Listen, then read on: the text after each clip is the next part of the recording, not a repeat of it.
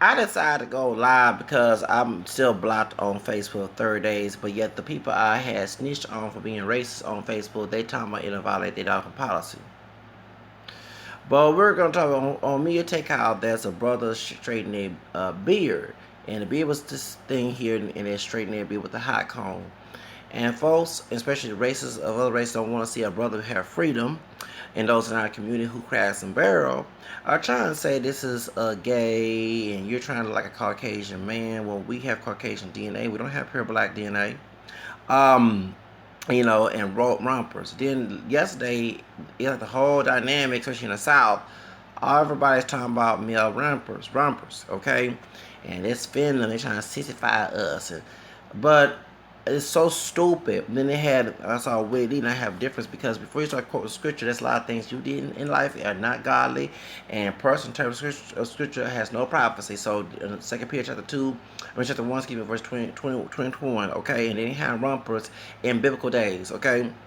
And the female clothing that was then isn't the same clothing today. The men clothing, same thing. So you're arguing about the Old Testament. Please do your biblical research before start opening your mouth. Sorry, really did I have to disagree with you.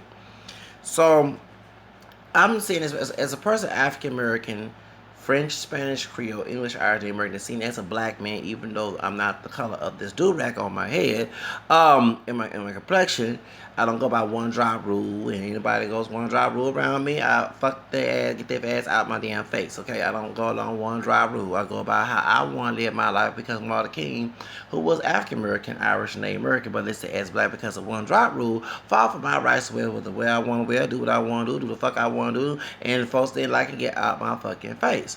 So me at thetakeout.com, and I don't know what this African man, they even questioned this African man from Uganda, his sexuality, who owns me and take out. It seemed to me he's an African who don't like African Americans. I started to see that right now. Okay, it seemed to me this African from Africa don't like Black Americans at all, who are not pure black. This is a tag, maybe someone called African booty scratcher or something here in the United States. Some African American person darker lighter than he is. You know what I'm saying? It called the owner of MediaTakeout.com that.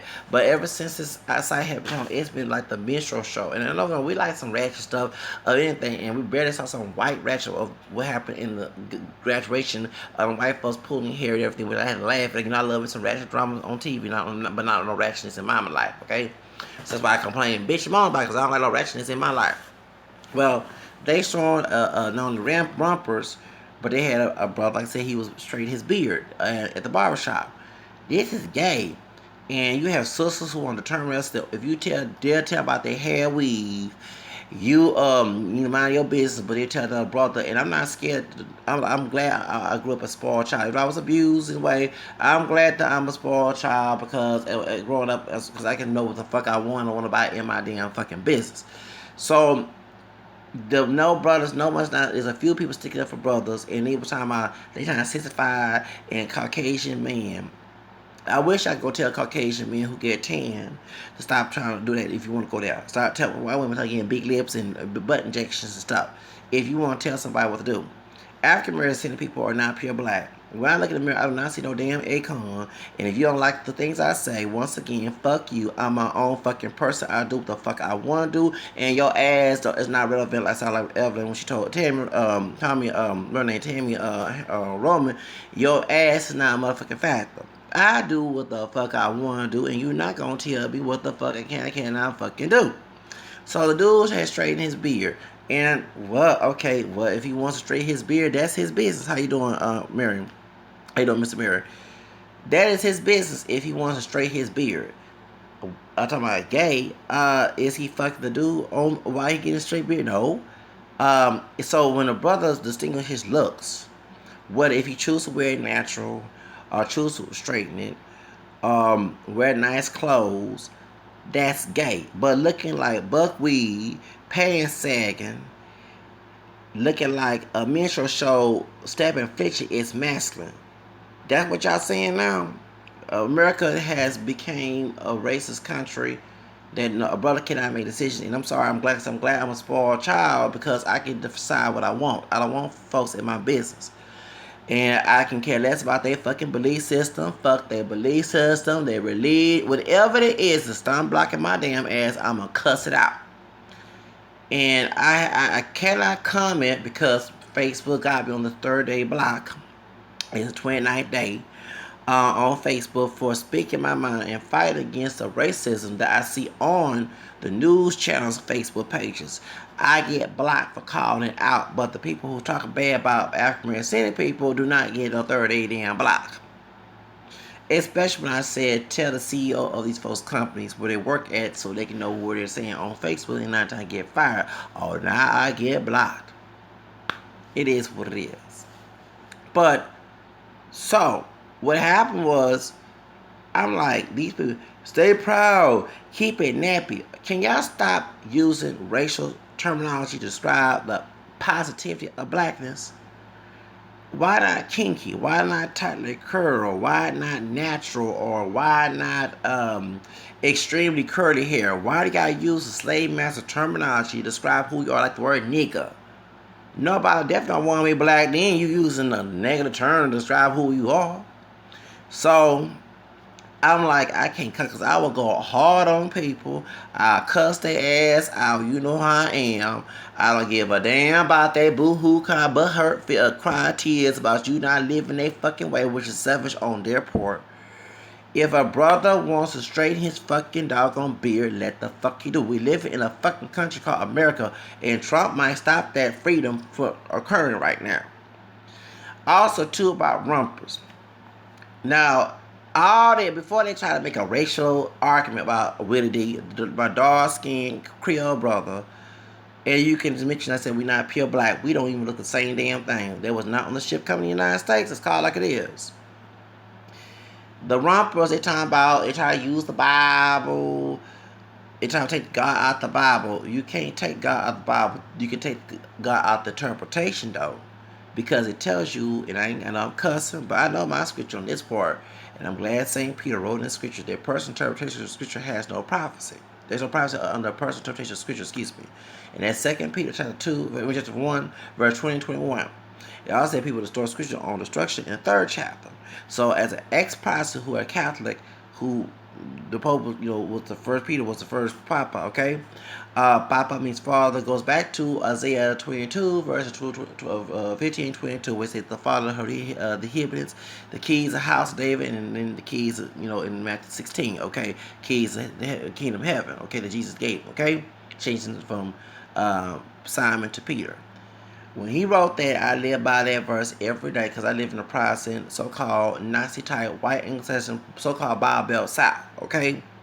That's why African-American people, in my opinion, have not came up because they haven't lost their mind believing in white Anglo-Saxon Protestant religion. No offense, but I'm glad I came out that mess. Although I don't go to church every Sunday because even the Catholic churches in Texas, especially in Houston, are Protestantized. I wish Pope Francis will come down and shut some of these priests out, and trust me, you'll see me on Sunday morning, Sunday evening, or either Saturday evening, because I mean some priests that I have to get some on the Pope, the Pope on them, and then, oh, don't tell it, even the Nigerian one, don't tell it. Boy, you should be acting a daggone fool then. Shows, I'm over here trying to confess, and you over here acting a daggone fool. You don't talk to me that way. I already went through that situation when I was a Protestant. When I was a Protestant. I'm going through that again. Heck no. Live that mess in Nigeria, not here, brother. So, reason I bring this up because Wendy, who cusses, say bitches, and I know I cuss, and I know I'm not perfect, is now using the Bible to attack Rompers. And yes, it does say the Old Testament when they tried to get people to do the Sodom and Gomorrah. It's like I'm talking about homosexual sex. You talk about fornication and adultery too, and incest. Okay, that's the sin. And many folks got baby mamas, baby daddies. Ain't none of y'all married to your baby mama, baby daddy. Y'all didn't have a child when y'all was married. I mean, y'all wasn't married when y'all had your child. So how can you throw stones? Well, Rompers was not in the biblical days, sir. Let's get it straight. The type of clothes they wore in the Middle East are totally different we wear here in the United States. We're not in the Middle East. We're not in Africa. We're in the United States of America. And yeah, I would not be rocking no doggone dress. But the rompers, how they made it, were more manly type. For example, you got women pants. Back they used to stop women from wearing pants. Now you got women who wear pants, and well, men, even the skinny jeans are more masculinized for men than the female skinny jeans. You know what I'm saying? Same thing with what else? A lot of things. The reason why women wear purses today, you know who started wearing the purse? It was men who wore purses. Yeah, it's called pouch. The first people who wore earrings were not women. It were men who wore earrings. The kings in Africa, even the Bible, they say that when I was a child, as an ex-president, before I became Catholic, we watched them, Samson, Delilah, and of course the characters doesn't look like the people we know in the Bible. Okay, we know that they were darker than the character, the white folks they were playing. Okay, and at them days I was confused at too, because I thought that they, all that other stuff. And when somebody became Catholic, that's how I knew that even though we got pictures of Jesus that's white, that's how I knew he was black, because my church told me that he, you know what I'm saying, and we would talk about this in catechism, you know what I'm saying, that he was darker with with kinky hair and all that, and this is a black Creole church, okay, so Catholic church, okay, so that's why I have a different interpretation, and I did not know about the scripture until I went to some anti-Catholicism. Okay, and I was not, because I used to tell people if they hate me because I'm kind of good. But 20 years ago, an ex-Catholic who was Protestant, evangelical, so-called born again, Spanish dude. Funny thing to do is gay, but he's straight then. And I was 17 years old, and this dude bashed my faith. Did not know anything biblical for us. I'm glad I learned about the apologetics of the faith, because my church, even the white priest, the Italian dude, did not teach that, the apologetics, and that's why so many people left. And I tried to get them. The African priest that came there, these folks were lazy. I said, y'all lucky I'm the Pope. I would kick y'all behind out. Y'all supposed to be teaching the flock that. That's why I don't want to come to church today, because you're not teaching. You just sitting here on the pulpit wanting to run folks. And I'm not saying every priest like that, but I met those who are so diligent not to tell you. You're not gonna tell nobody that, okay, well, the reason why we honor Mary, because Luke 1:48. Okay, all generation call me blessed. And read Bible, go to confession, confess to another, and pray for another in James chapter 5, I think 16 or 17, whatever, or Matthew 9, where the scriptures tell the Pharisees, the schedule of Jesus, that only God can could forgive sins, and Jesus says, "Excuse me, I give this authority to men." You know what I'm saying, to humans, whatever he says in that verse. While we have confession, okay, and didn't go in detail of that.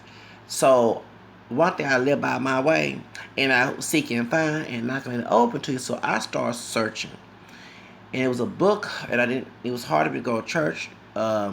I didn't want to go back to process because of all the abuse I went through with that fundamentals and stuff from my grandmother. And my dad's an atheist due to that situation, by the way. And he tried to be a Muslim one period of time.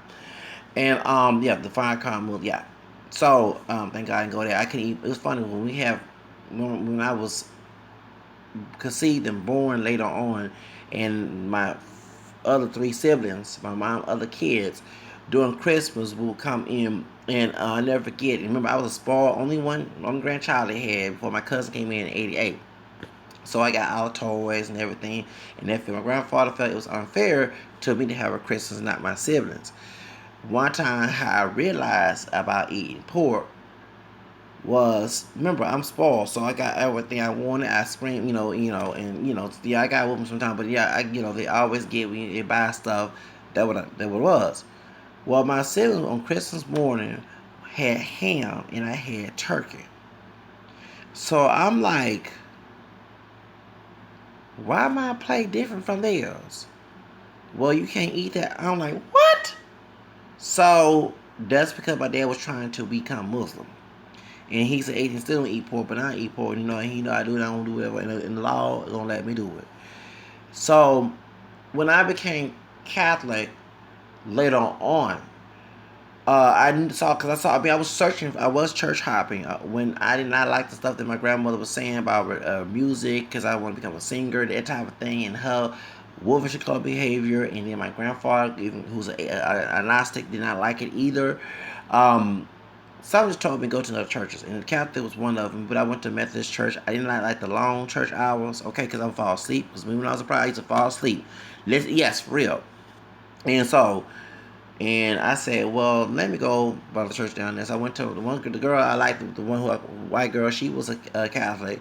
And then my friend who's dark skinned, he was a Catholic. And because they went to one church in the neighborhood with mostly white and Hispanic. They were there, and he had the church I went to mostly of African American, Creole, all different shade, hair colors. The Texas one was like West night to all like white folks, like Rachel Dorsey, okay, but they would have black blood, unlike Rachel Dorsey, okay. So anyway, before the wig and all that, okay, you know, you had sisters with natural blonde hair, exactly. We had dark skin folks with straight hair, and those like white with kinky hair, you know what I'm saying? So those folks look like they Mexican. They'll tell you, I ain't no Mexican, I'm Creole, I'm black.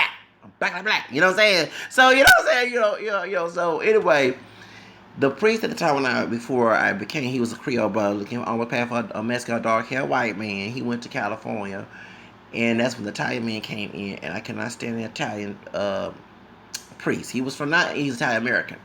He was a mean, and there are a lot of folks, our people left, and you know, the sound ratchet. They told that white man off. Yes, they did. You know what I'm saying? I heard folks call him old jackass, and I heard folks that cussed him out. I mean, yes. It was a upward 9-3 when that dude came in, and I came in. So when me and him got into it, and I didn't want grandma to get involved because she did allow it to happen. You know, she did not like the decision, but she said she thought that all the Christian denominations think the same. And when I got yelled at, remember, I don't know about yelling at me, I stopped going. But I knew that was not godly because other people complained about it. And when I did was, and I was an altar boy at 13 years old. I remember it was white priests that was nice to us. There was Indian. We had one from Africa who was Indian. We had African priests. When I started going with the Bible school, they had a real dark African priest from Nigeria who was visiting back in, you know what I'm saying? And they wasn't like this dude. They actually would be against what they do. And I'm glad I found out even the catechism, that is scandalization to be yelling at someone, berating with you, because go back with the scandalization. Remember I mentioned the videos about it's in we was talking about the fifth commandment, because our commandments are totally different. The Protestant Reformation changed the commandments, you know, that we have in the Catholic Church, and then what the Protestant churches go by. So the fifth commandment for us is thou shalt not kill. Okay, and so what happened was that's why our commands are different, because with Reformation back in the day when they made their own interpretation of the Bible, when Martin Luther violate that verse that Peter said, that's when they start making their own interpretation of scripture. Okay, that's why you have different churches who do not have the same belief system.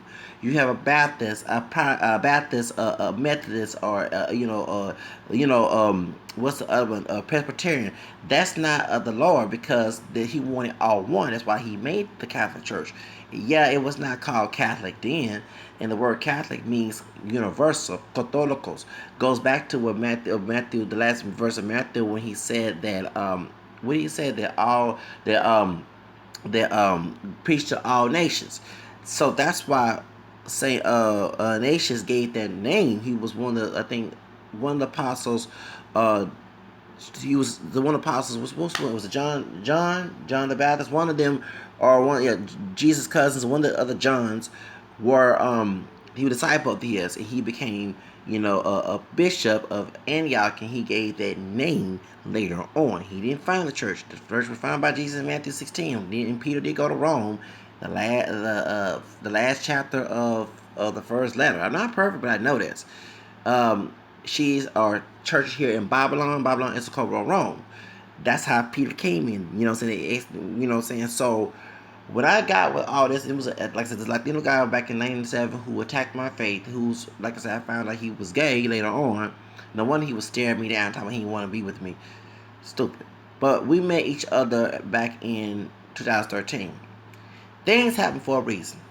I used to work for a government, internship, getting paid, less pay, and then go to be a tech. And one time I fell asleep on the A2 bus of West Time here in Houston. And the African man woke me up. I said, "Oh Lord!" And I had to go to work the next day. And I was in downtown Houston. Yeah, for real. I said, "Dang, how am I? I don't got no money to go to a taxi, go home. I don't got no car." So I went to this old stud chick who gave me a ride before. She Hispanic. She supposed to help me out when I supposed to be helping out. Come on, I give you a ride. You don't have to pay me if you in this situation before. So I called her 9:10. She with her girlfriend by Bush Airport talking about listen. So the brothers that work at the Greyhound bus in downtown, me talking about the McDonald's, and I told her, I said, I'll buy you some food. We'll go to Montrose. They thought, no, I'm not asking for those sex and change. I had my we call it food stamp card. I'll buy them groceries. And I know I was going to it made me consider it illegal, but I was trying to find somebody to go home because I had no cash to go home. Buy whatever you want. Just take me home. 'Cause I got to work next day. None of them brothers helped me out. And I even told the Hispanic woman, I said, black folks don't love each other like that. It's true. I call it like it is. Not all, but in my case, I know. And so what happened was the Latino guy had gotten big. He happened to be there, and he's mentioned my name. I said, "Who are you?" I said, so I went off from dude because after I dealt with the anti-Catholicism from him, there were people who attacked my faith later on. And I know the scripture verses because I went off on the priest before about that too. Okay, yes, I have. Okay. I went off and I said, I'm glad I went through this thing because I know the scriptures a lot more than when I was Protestant. And I said, excuse me, I ain't not know, and I'm gay now. I don't believe in that no more. And I'm like, wait a second. So back in '97, you became an evangelical, and you just, and I'm glad that I did not go by his plan. So imagine me leaving the church that Jesus founded and listening to this old person interpreting scripture and letting people run my life and head. I probably committed suicide. I didn't care about going to hell or not. So it relates to this. That's how I know people misinterpret scriptures. They don't do no biblical research. They don't understand. They don't examine, like they say, examine scriptures daily until you have an understanding. I think it's in John somewhere. They don't do none of that. They just listen to someone make a quote and that's it. Okay? In the South, the Bible Belt, so-called the distortion of the Bible, that slavery was condoned in, and segregation was too. That's white Anglo, exactly. And these Negro American folks of all different shades who are mixed, dark and light, are so silly to go along with this ideology. They don't understand that's the whole reason why that we at the deep mess that we are. Oh, I'm not going to church. I'm not going to Catholic. You got to, well, excuse me. This is what Jesus founded. You might hate it, whatever. You might whatever. Well, I heard they say sex abuse. You don't think that in the Protestant church they sexually abuse children too? Me and them pastors, they even try to start the Bible about touch not my prophets and all us and don't do no harm and misinterpret it to do abuse. You don't know about that? That goes online. It's a white racist media who is white, mostly for white Anglo-Saxon Protestantism. Do not mention this in their beliefs. So, I mean, mention in their news. That's why Catholics, Jews, Muslims, African Americans and Asian, Hispanic, anybody that's not the white Anglo, they don't get that news. Or we get news coverage when we do wrong. Okay, so the reason why I'm bringing this up because you're talking to a man. Okay, talking about Willie D, who is part Creole. Many Creoles are Catholic. Not all of us Creoles, but many of us are. Those who are not, I don't know if his mom is Creole or not, because many of them left Louisiana and became Anglo-Nines. Black Anglo-Nines, should I say, Anglo-Saxon Protestant, okay? In culture, and meaning was ashamed to even mention their Creole roots, and sometimes Creoles segregate themselves, even not only by colorism, but even by culture. They would not want to be around others because of their different religion, different culture within the African American community. So you're talking about who was raised by his mother, okay? Because I read the Wikipedia, but his father lives in Louisiana, okay? And I'm not saying the father and the mother might not agree with each other, but now I think they have two different belief systems and cultures, and he's going by a Protestant culture that whatever I quote from scripture without examining it goes. You know what I'm saying? So going back to the rompers, whether they had for women or men, was not in biblical days. I wish y'all get it in your head. When they did, and I'm not the perfect one to know this, but I did research and I know every scripture out there. Don't get me wrong. It's a big collection of books. The word Bible means collection of books. It's a Greek word. I'm glad I learned that in my faith. And in there, you have to understand, I ain't the perfect one. So somebody got to say something. The unperfect person got to tell it. Like, it's no one's perfect, but the one who's not striving for is these people who probably holding I am ain't educating y'all that. So in the Torah,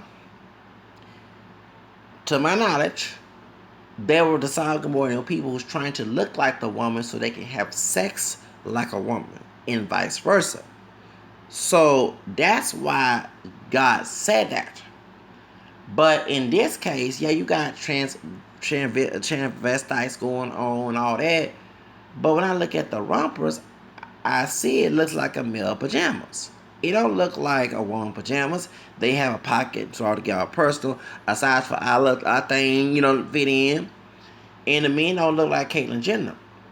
And no one's not telling these men of all races, especially in the South, who has an issue with this, to go buy some rompers. So my question is, why everybody getting upset about this?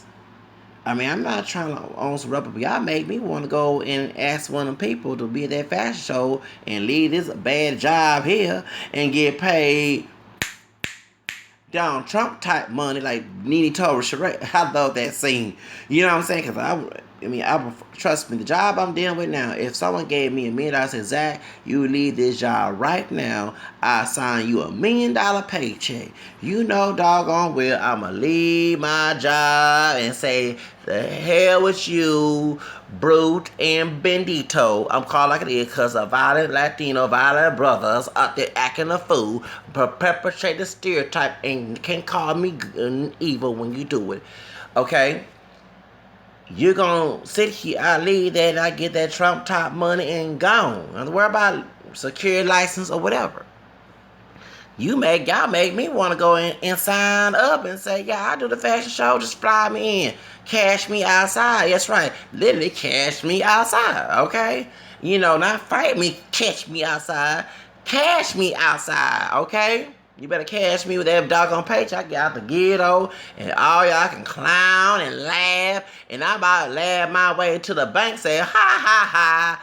Go on vacations, dress in nice clothing, getting the baddest fine women out there, driving a nice car while y'all still struggling because y'all got a 401k plan. Y'all living in a cheap I say cheap because the house I'm going to get going to be $1 million house with a swimming pool and all. So, to the rompers out there who's making this, if you need a person to be in your fashion show, you got the person right here. Because I go ahead and do it. I ain't scared. I ain't like these brothers will go through all the abuse and mistreatment. How you doing, ma'am? Going through all the abuse and mistreatment and all that other stuff and yell and scold and talk all that. There's nowhere in the world I'm going to go through that all my damn life and not be like sweetie and not say nothing about it. So I might well go ahead and try to, because y'all go here making a big hoopla. I'm going to be like Madonna, who's a couple days before my birthday. I'm going to go ahead and do it. If Rompers want to get somebody in Houston, Texas to model for their fashion show, I'll do it. You talk about infeminization of the black man. Well, I'm not pure black. I don't look black at this thing. And white man is not my God. I don't care less what a white man see me as. I will go ahead, okay? Oh yeah, I want some Beyonce tickets. Yeah, that's right. I do. Yeah, I do want some Beyonce tickets. Yeah, right. Anyway, the point is, that's what I'm saying. Y'all can go ahead and say all that stuff about this, about me, but baby, I'm be like Nene Torah Sheree. I'm depositing a Donald Trump type check, and that's what I want, a Donald Trump type check. So, brothers, you need to stop letting other brothers, these old savage wool, brute type, hyper masculine, masculine, strong but mentally weak, don't want to use their masculine to fight the power. Okay, like public enemy say, fight the power. They ain't trying to come to fight. They want to fight one of us, and you know what I'm saying, and maybe some other minorities, Hispanic, whatever. They gonna fight the power. Okay. No, I don't think that it's gay. I don't. Let me explain why. And go back on the video. Men can wear what they want to wear. I'm getting very tired of us men in America talk. I'm not sitting here, but I'm saying I would wear the rompers, not for me, for a fashion show to get that Trump check, okay? But I don't like nobody telling me, because I got one drop of American Negro blood, to tell me what to fucking wear, tell me how to wear my hair. I don't want that shit. If Martin King fought for my ass to do the fuck I want to do, then can we respect that right if we live in America with 3 Ks in it? Because y'all acting like brothers can't do shit. You know, and I'm not saying every man go get a romper. If you don't like the way a romper, don't buy it.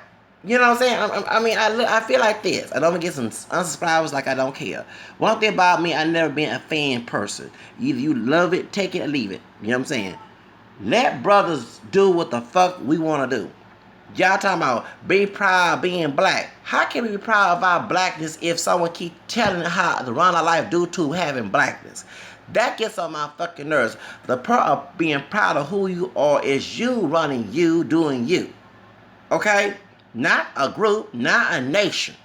So if you don't like that brother straighten his beard, don't straighten your beard. If you're a woman who don't like that, don't date that brother. Trust me, but if you see Becky with the blonde hair with that brother, don't get mad, okay? Like I said about Serena Williams. All y'all mad about her dating a white man. All y'all made fun of her features and talking about how African she looking. Talking about she like a man and everything. Well, she with a white man. And now y'all mad. Okay, you got egg on your face. Go ahead, Serena, get your doggone white man. So the brother who on me take get his beard straight, and his sister, we want to see a nappy. But you don't like nobody call you nappy head. Okay, y'all sound like French Montana right now, okay? And Don Amos. Okay, y'all love using words that's describing in a negative tone about what blackness is, but then tell people should be proud of their blackness. Use positive words to elevate blackness, not bring it down. Can y'all understand that? But if the brother wants to flat iron his beard, do it. And talk about black men trying to be Caucasian. We already Caucasian. We not pure Negroes. I trace my lineage to England. That's not African. I look in the mirror. I don't see no damn acorn in my damn mirror. I don't see no acorn in my damn mirror. Let me repeat myself. I don't even look the color of this black old do-rag on my motherfucking head. So I don't give a damn about a white man saying that I'm pure black because his dick got some slave long time ago. Hey, I got his DNA. I'm that Frankenstein. You don't do that to people. You know what I'm saying? Hello? But I'm not saying why bitches always say how big is dick and then ask. Oh, that is very true. Juan, you're right. It is very true that because I was on, I'm glad you asked that question. I was doing a live stream for the first time on Twitter. And some woman, I think she was from Denmark or from those Scandinavian countries, because she started writing Scandinavian. And I spoke some Spanish to her. I sure did. Because I said, I don't understand what you're saying. And then she started speaking English. I said, yes, English. And she started speaking English. And she asked me if my dick big. I said, excuse me.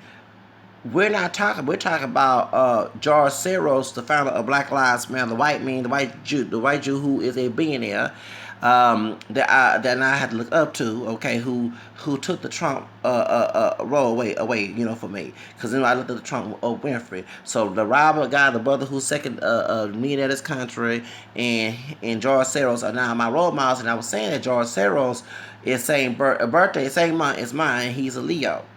And he's a billionaire because my birthday's the 18th, he's the 12th of August, and my grandfather and him are the same name. I don't like Trump. No, I don't. So let me get to the subject. So while I was talking to the people on Twitter, here come this old woman asking me about how my dick was big. And I'm like, what? So I guess she's trying to find some mixed BBC because we're not pure black, okay? And I told her, I said, I'm not doing no superhead and no, we're talking about something different. This is not no porno site. You know what I'm saying? Why out of the blue ask that question? So it's funny that women wants to ask how If you ask, and that's very true, if you don't like a man asking how deep your pussy, I'm sorry to be nasty, that is very true. You should never ask how big my penis is. That you mean that's a sad thing that a woman will stoop that low to do that. If you want to be called a hoe, please don't ask that damn question, okay? Trust me, and I'm not gonna be nasty. Mine is big, but I'm not trying to show it to everybody. Yes, I thought about doing Playgirl magazine when I was a teenager. I thought about when I get old, I was gonna do Playgirl magazine. Once I get built, get that Ben Diesel rock built, do Playgirl magazine, show the whole world, whatever. But I'm like, nah, it's too much. No. I thought I'd become a stripper. Yeah, for real. 20 years ago, before I turned 18, I didn't go to the gym, but I wanted to go to the gym so bad, so I'd be a model, right? So I guess I do the camera skin mixed version of Anna Cole Smith, okay? So I was gonna become a stripper to work at La Bears, and I was gonna break that barrier because I ain't hardly seen no brother there, okay? So I want to break that barrier. You know me, I'm a barrier breaker, okay? I said, let me see, everybody says I'm saying having some black DNA. No, I'm not, but I like to do things that people don't expect me to do. So I love to be the unexpected.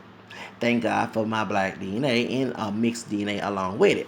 The other races, you know what I mean? Okay. So I wanted to be at the Club of Bears where these women go see me and strip. I wanted to be one of the strippers because I got tired of living at grandma's house. I swear, I wanted at grandparents' house. I was going to go up else. When I turned 18 back 20 years ago, I was going to go to the gym my senior year, become a porn star. I thought about doing all this and become a stripper. Because I said, hey, that's fast money. I don't need to be worried about living in this damn house no more.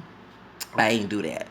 But that's what it was. So, what I mixed with, oh my God, here we go again.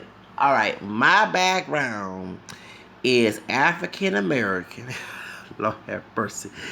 French, Spanish, Creole, English, Irish, Native American. My dad's side of the family, yes, both the parents were classified black through the one drop rule, but technically they're not pure black. His background is African American, French, Creole on his dad's side. That because his dad was dark skinned, but his dad's parents were from Louisiana, and Native American on that side of the family. And also my grandmother, she's from here, and her background, according to her dad's side, I don't know about Big Mama. Big Daddy was dark skinned with straight hair, was African American in English and Native American. His grandfather was full blown Native American, that's why I have no chest hair, okay? And his grandmother on his dad's side, like a white woman, she was part black and part English. And they said his dad, which is my grandma's grandfather on her dad's side, is like a black Mexican or East Indian. My mother, and according to my grandmother's side, because my grandfather was not around, okay, on that side of the family. He disbanded my grandmother after they got married, had 3 children. He went to San Antonio or maybe some other places, but he got killed in San Antonio back in '86. And I don't know all his background. I know it's black, but it's not pure black. I heard his mother, my great grandmother, was light skinned with long hair. She was exotic. That's what my first older brother told me, because there's kin folks that my second older brother was living in San Antonio had found on that side of the family, according to them. But my grandmother on my mom's side, okay, she is African American, French, Spanish, Creole, English, Irish, and Native American.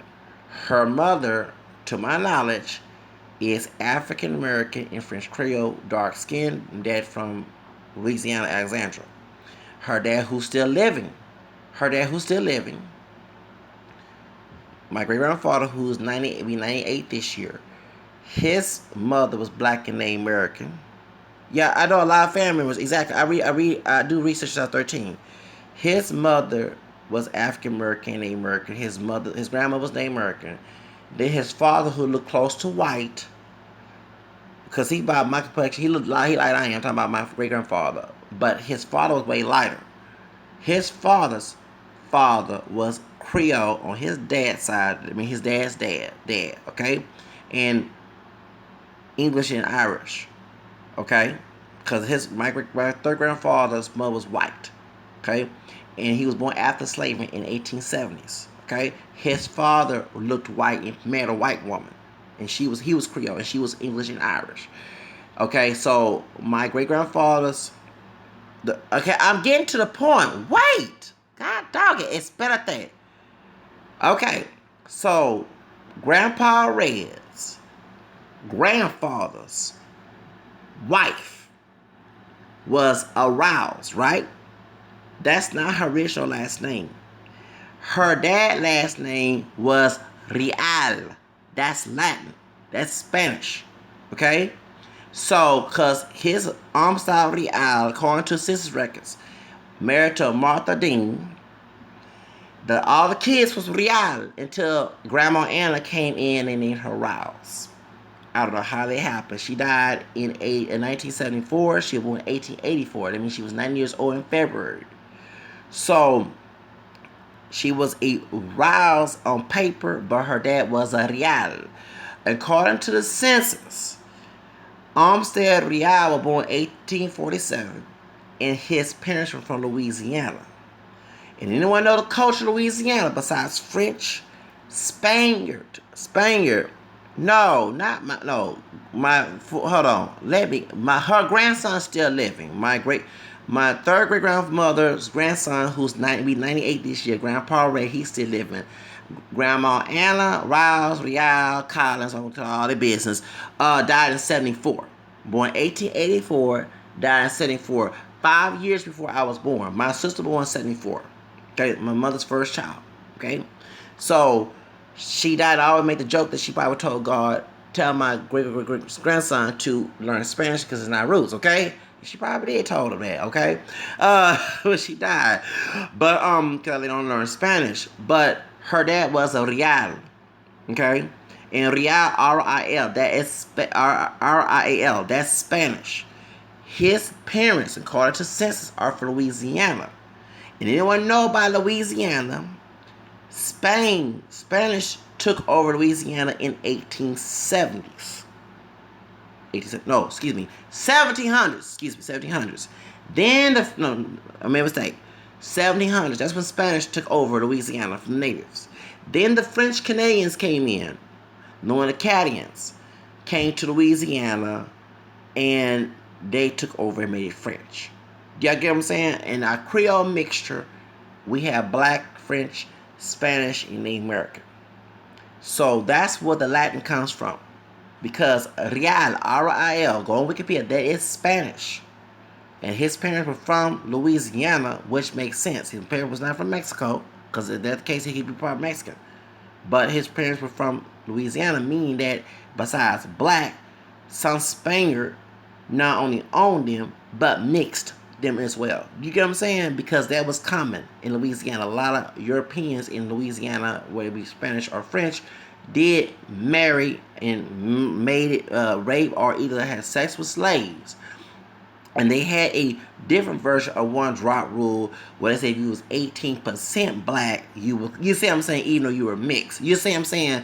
They had their own little in Louisiana, they had the we call it because those quadroon, artroon, whatever was the degrees of white blood, that's how much Syrax you get. Which makes sense because I noticed that when brothers who do things that's not stereotypically black or whatever and don't get backlash of it, it's those who are sometimes my shade and not my shade, those who are lighter than I am. And the darkest ones get all the hoopla of hell. That's sad. We're supposed to be living in a country where everyone has freedom, okay? But all that, quadroon, artroon, whatever, those rules in Spanish and French colonies to say that person of African descent was how much white blood, so-called white blood they had, that's how much freedom they'll get. Do you understand that? And that's see why that, brothers, because I'm serious, I noticed that, and I've noticed it as well, that, but even when it comes to modeling, you do see dark-skinned brothers like Tyson Bedford, who's Hispanic, the Panamanian. Okay, the Panamanian part comes from Bedford, because English came to Panama too, and black Jamaican folks came to Panama too, and mixed over there as well in Panama. So his mom is from Jamaica. She's Chinese and black, and his dad is Panamanian, Afro-Panamanian, Latino, 19 African Caesar just look black. Okay, Tyson Bedford. It's sad that you mentioned dark skinned models, the only one you can mention is Tyson Bedford. But when it comes to different shades of brothers, you mention ones like Shamar Moore and others out there. And yeah, there are dark skinned brothers as models. Um, in but when we had heard about Jerry Meeks, who got deported out of the UK, you would deport that thug out the UK. That's good for that's America for you, bro. UK people. UK means United Kingdom. Jerry Meeks was back in 2015. I think his wife is Mexican. He part black, part white. He looked close to white, blue eyes, and he was jailbait. Remember they called him jailbait because everybody felt so bad for this brother who's a thug, who was in the penitentiary or whatever, being had his mug shot, so they got a petition to let him get out of jail and get him a martyr contract. All the other brothers who are brown and complexion, you know what I'm saying, even those who are higher, close to his, but didn't look all too extreme exotic, close to white, to dark skin, like almost Kodak Black, did not get no, I'm gonna get you a question. Hold on, dude. Did not get no contract. And the person whose record is clean, who's not dark chocolate, but who not pale like Jerry Minks, who can get a contract, only with American models. We don't get no revenue here in Houston. That's the only model agency with is American Italians and models online model agency. I'm like, what the hell? That's what it was. So that's why yeah, colorism. There it is. Y'all mad about Miss Black University of Texas being high yellow, close to white, looking almost compared for Hispanic. But no, it does hurt us brothers in colors because we cannot get a contract, unless you look close to like Jerry Meeks, and that's why I talk about racism a lot. And I'm not dark chocolate like West is nice either, but it instead of giving everybody, I mean, if that's the case, you could give everyone else in his crew who was doing all that robbery and stuff a lot of contract too. You should give Kodak Black and she keep him on the contract too. But no, you're not gonna do that. That's how. You see what I'm saying? But Jerry Minks got kicked out of the United Kingdom, and I have got to that T yet, probably acting a damn fucking fool, being thuggy and ratchet. So that's what y'all get.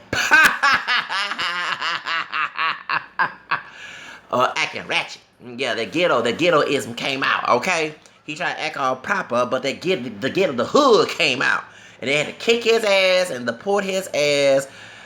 Do Donald Trump work in the UK? They kicked Jerry Meeks out of the UK. They should deport his ass. They sure did.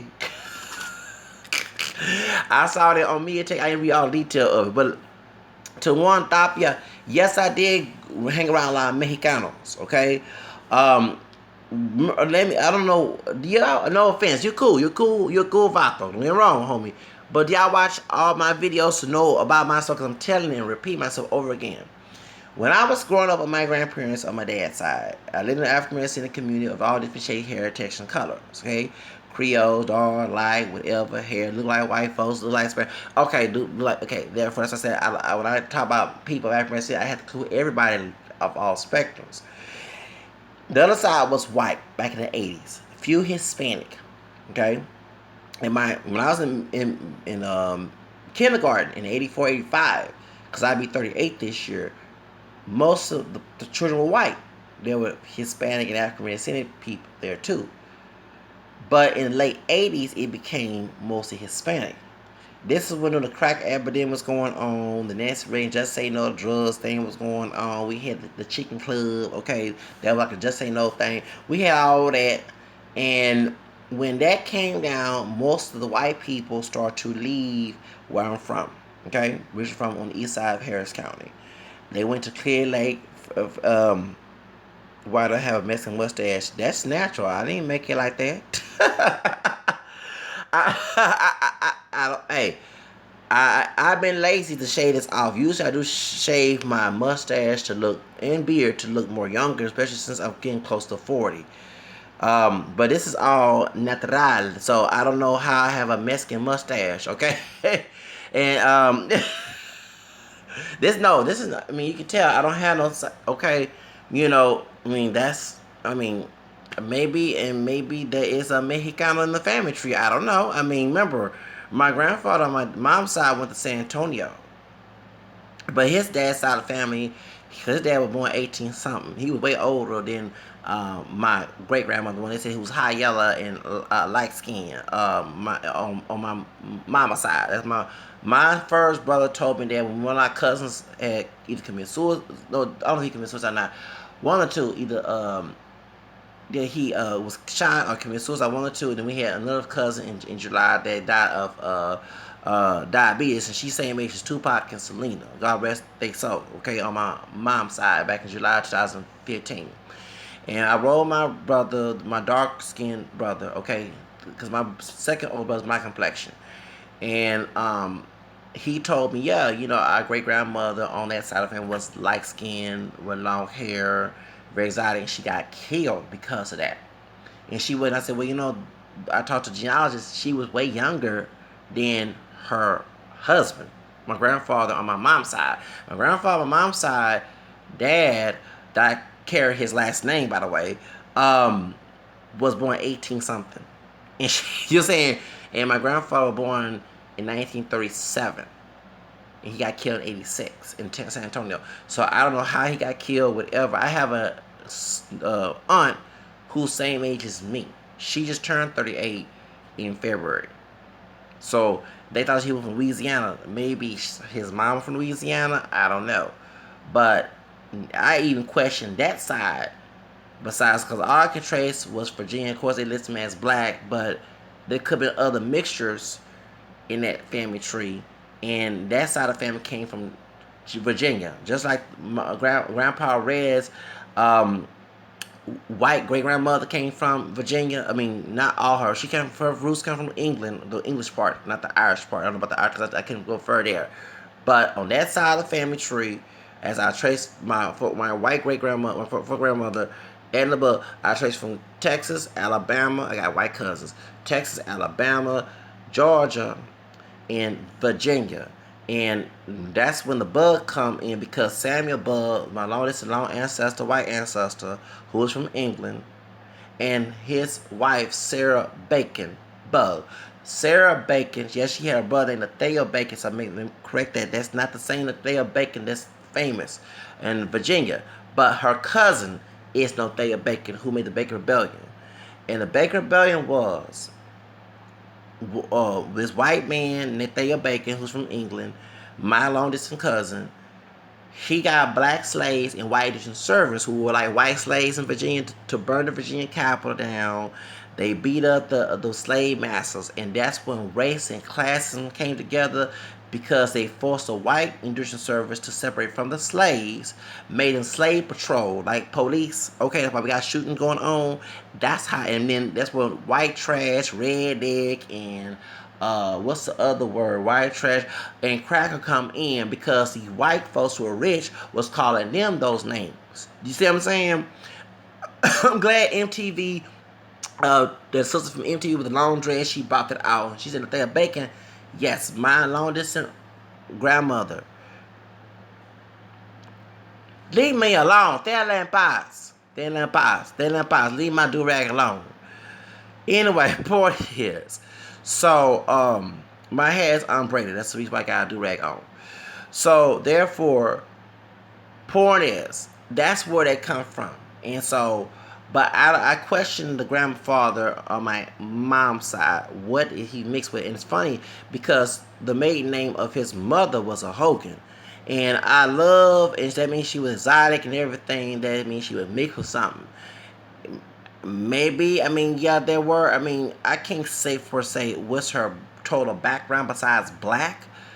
But in Texas, the three ethnic groups you're going to have is going to be white, Native American, and then Latino. Yes, there were, the only Latinos, the Spanish Creole part, but there were Mexican men and Mexican women who, no me llames mayate, one, please don't call me nigga, please. I'm gonna block you. Don't call me that, okay? I hate the N word, okay? I hate that word. The word nigga gets on my nerves. Don't call me that.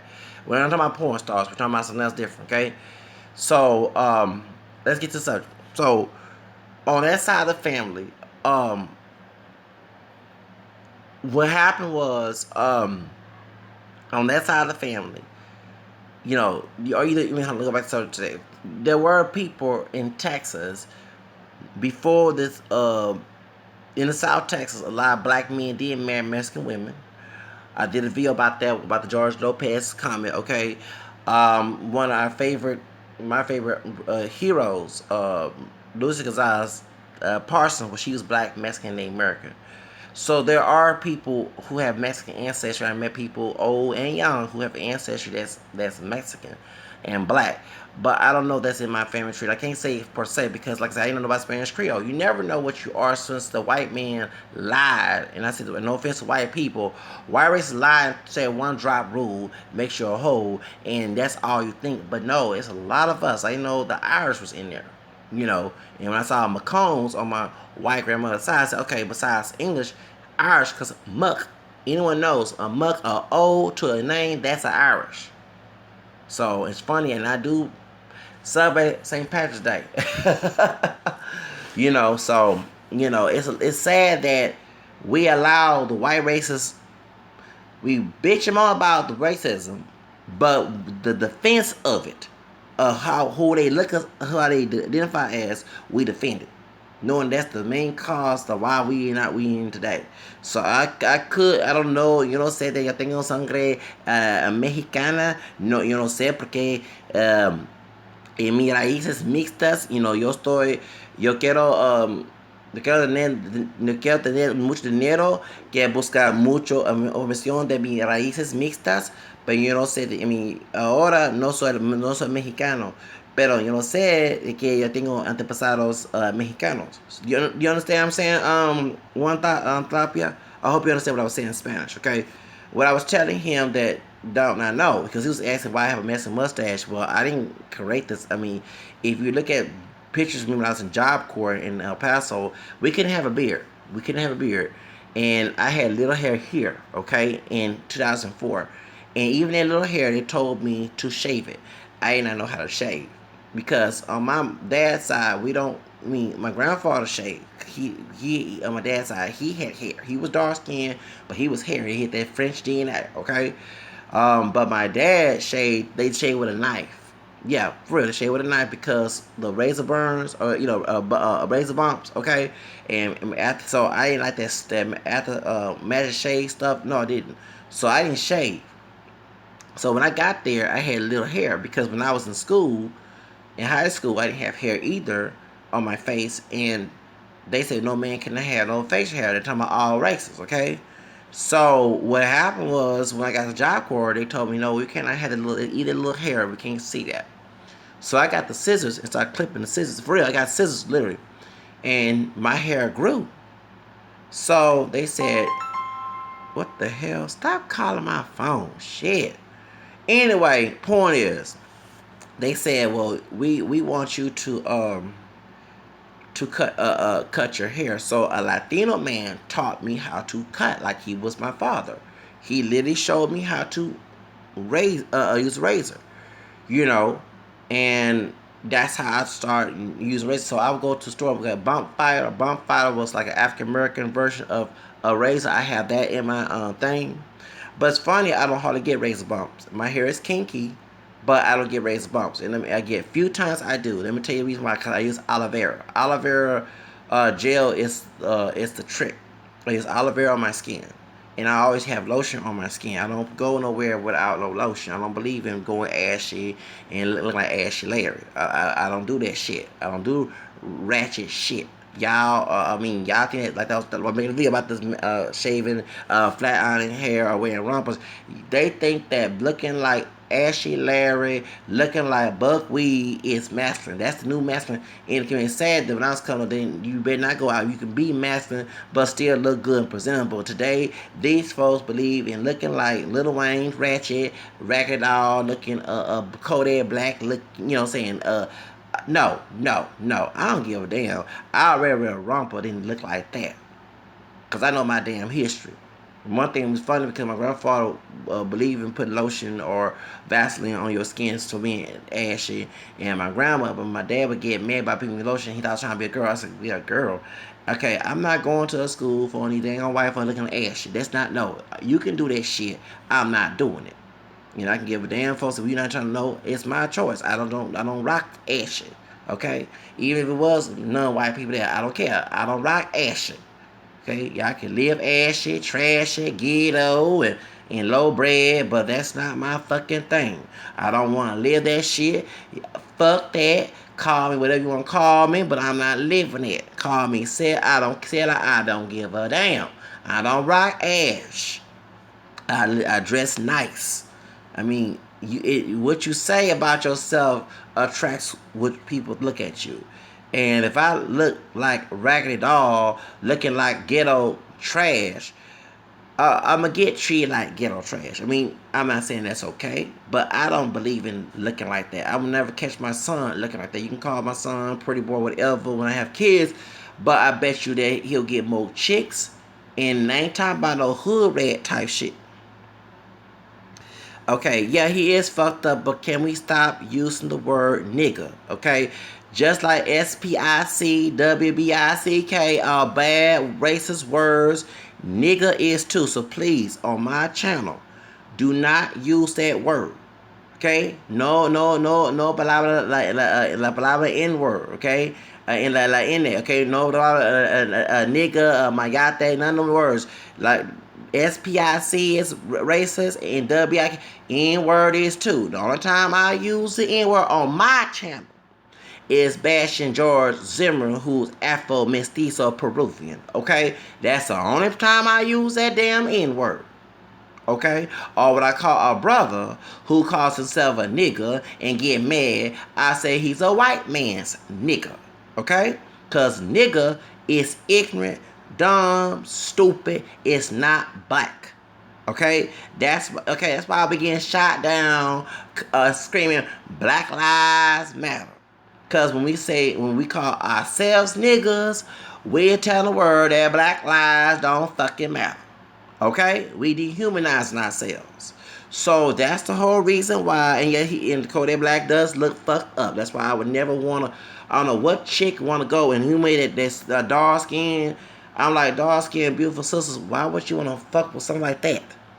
You know what I'm saying? I'm not trying to be gay or anything. What's the dark skinned man who's mixed with Hispanic?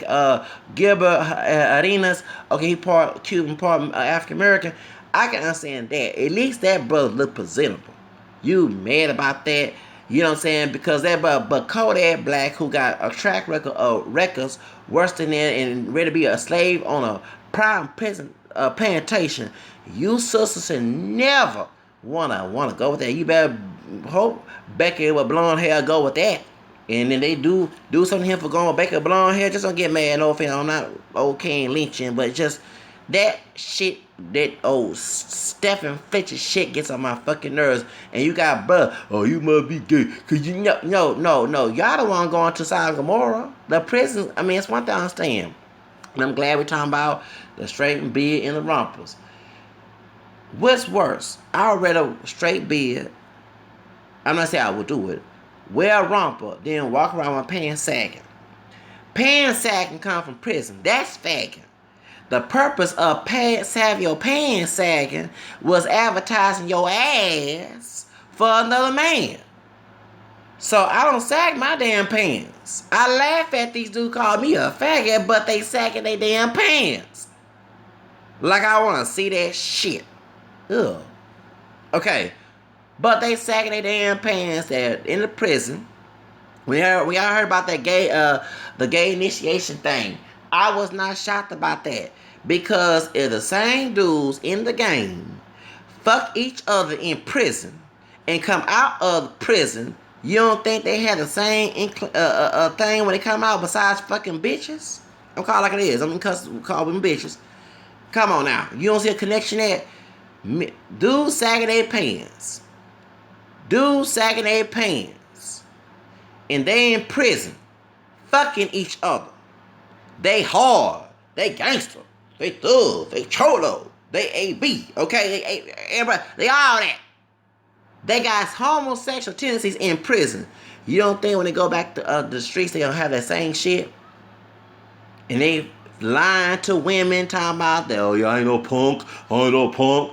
But they fucking each other. They get with other dudes that like. Then sometimes they go with the ones who offend them.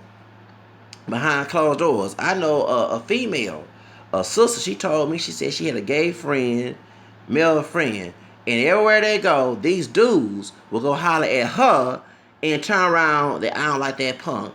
They will say, then turn around and holler at him. What's up, baby? What the hell? Okay, so that's why when I hear people say that if you act then you turn gay, these dudes are fucking gay, who are masculine. They in prison. They are doing things behind closed doors. That they hanging with their homies than they chick. I prefer to hang with my homegirl. I prefer to have my girlfriend than my homies. I'm sorry. I prefer to hang with the lady I love than men. But they prefer the other way around. Because I have female friends that tell me, my man hang with his homeboys, they must be doing something. I like, they ought to be ashamed. I like, damn, look, I'm not with that woman right now as in relationship terms because I be going with her right now. If I was a cheater, I can take that one right now. Why y'all girls complaining about you hanging with your homeboys? I'm be hanging with that chick and you talking about, oh, that dude gay. He ain't gonna go with my girl. I'll be doing that to her at night. Oh, yeah. But I don't have a cheating heart because I don't buy cheating on me. Okay, that's why I don't do that. Okay, but if I had opportunist, like Big Mom said about Nicki Minaj, I probably had touched your girl already while you were with your homeboy. You calling me gay. So, I have a lot of female friends. Okay, but I don't have a cheating heart. But point is, I get my point. So my question is, how can you? And I'm glad I brought this up about the pants sagging. If the pants sagging is gay, why are we not talking about that on news? Why are we talking about rompers and straightened beard? So wearing a perm on your head when actually the black Native American man made that. The same black Native American brother who made the traffic stop made a perm. None of us are pure black. I don't give a damn. So I guess if I can't straighten my hair, I should go tell white folks to get black asses fucking do-rag. That's the next trend I best going on, but I do me. Fuck what y'all want out of me as American. That Martin King fought for me to be that American while I'm staying before Trump take away my rights. Let me live my damn rights. That's the whole purpose of this video. Me wearing romper, I would not wear that personally, but I would model it on. I mean, if like I said, if the romper company contact me and say, Zach, we need you to do a shoot, I do it and leave that job I am. Trust me. And they can make all. If I'm getting paid, I get paid $18 an hour. Remember, I'm looking for some high pay. I don't want $18 an hour. They give me a $9,000 contract. Okay, I'm signing it in blood. Call it Illuminati now. Cut finger, put it in blood. Okay, get that Donald Trump check. Y'all talk all that smack, and I don't have to get bipolar, mad, crazy. I'm just gonna be looking at the comments online, just laughing, and then trying to find depositing a check, going to the bank, get in the car, get my license, get the fuck out the ghetto, never come back to the ghetto, go to Mexico, buy a house there, you know what I'm saying, do my singing, modeling, acting, have my own business with that money. Y'all saying? That's why I say, because if the Rumble company want to contact me, go ahead and contact me right now, because I already do it. I go back to work on next week when this Irish rock group comes in. I'm not going to say who they are, okay? And shout out to Ireland. Irish, got it in my blood. Point is, and I'm supposed to come to that concert next week, and I'm going to get hell of this video. You 30% black? Okay, but still, I don't condone the N-word. I'm just, on time I'm guilty saying when George Zimmerman had to kill Trayvon Martin. Let me tell you the reason why. Because when that dark-skinned woman who got on my nerves, she part Hispanic too, she Dominican Haitian, was on trial and say cracker and nigga was not racist. This girl 19 years old. Who raised this woman? I'm sorry. So that's what fucked up the whole damn trial. Okay? And I would never I hate the word crackers, I hate the word nigga, but the reason I said the word called Zimmerman a nigga, on his MySpace account before this whole trace run, I think you know what I'm saying? And in the trial, a lot of folks in pay detail, he did admit having Afro-Latino blood. Okay? That's what also I said, well, he can't be racist if his great-grandfather is Afro-Peruvian. Remember, his mama's from Peru. She's Afro-Mestiza. Okay? She don't look all that black, but she's Afro-Mestiza. And it is the worst word. You're right. But I call George Zimmerman that. Okay? I call George Zimmerman that. Okay, so George Zimmerman's daddy is white, okay, German. So, and from the South. He married a Hispanic woman who's from Peru. That's Gladys.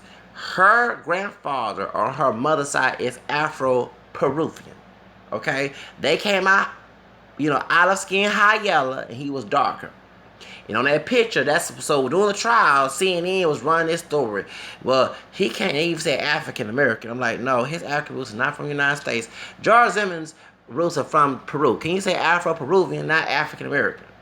So that's saying, he can't be racist. He shot Trayvon because he got black blood. So all this time, you didn't tell nobody that you got some black blood in you, George Zimmerman. You wait till the last minute trying to bail out. No different than the Chicano guy and remember Cheryl Green? Okay, that's what I said when this whole Jose Flores situation in Los Angeles and back in 2007, a sister, Cam Skin, had got shot. She was 14 years old by two Cholo gangsters in Serrano gang. Okay, they were racist. They were Mexican racist gang members.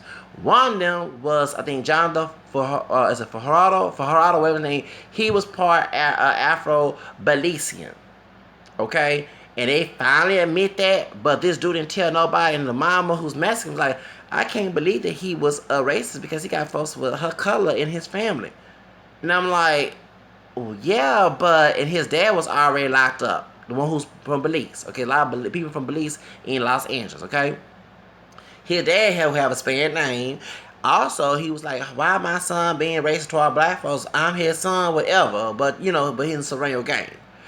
And I'm like, all this damn time, y'all didn't mention all that until the trial came in so he can try to free him. And unlike Jonathan got death penalty in California with a strong face and didn't care about killing his sister.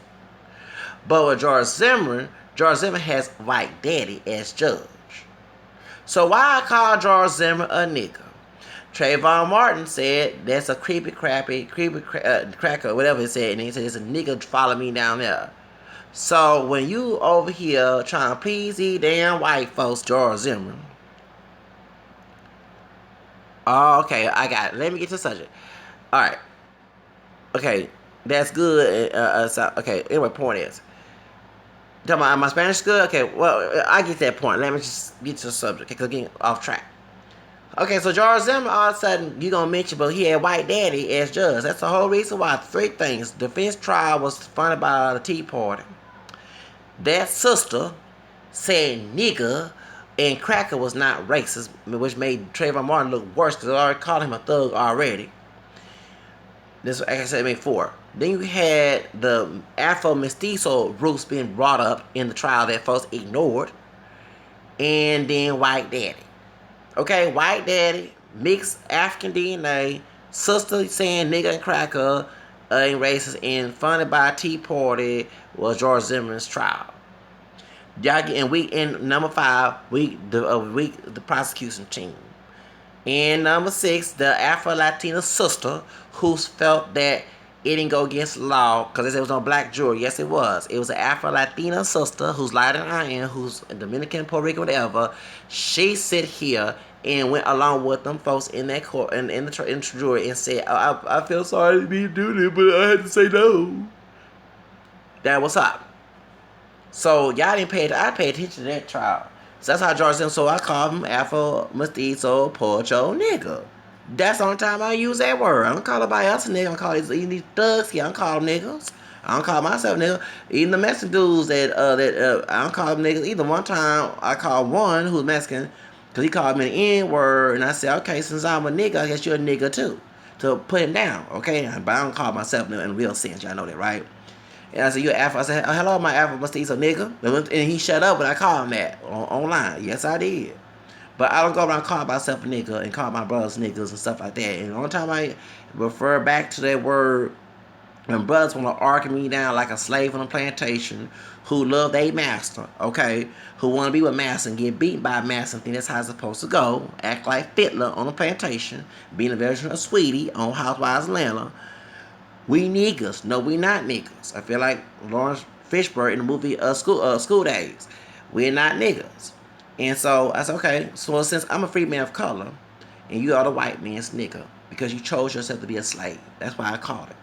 Y'all get what I'm saying? I have me when I use these terminologies like Aunt Mama and coon and porcho and all that and redneck. It has a lot to meaning why I'm saying it. I'm just not calling it out of blur just to be stupid.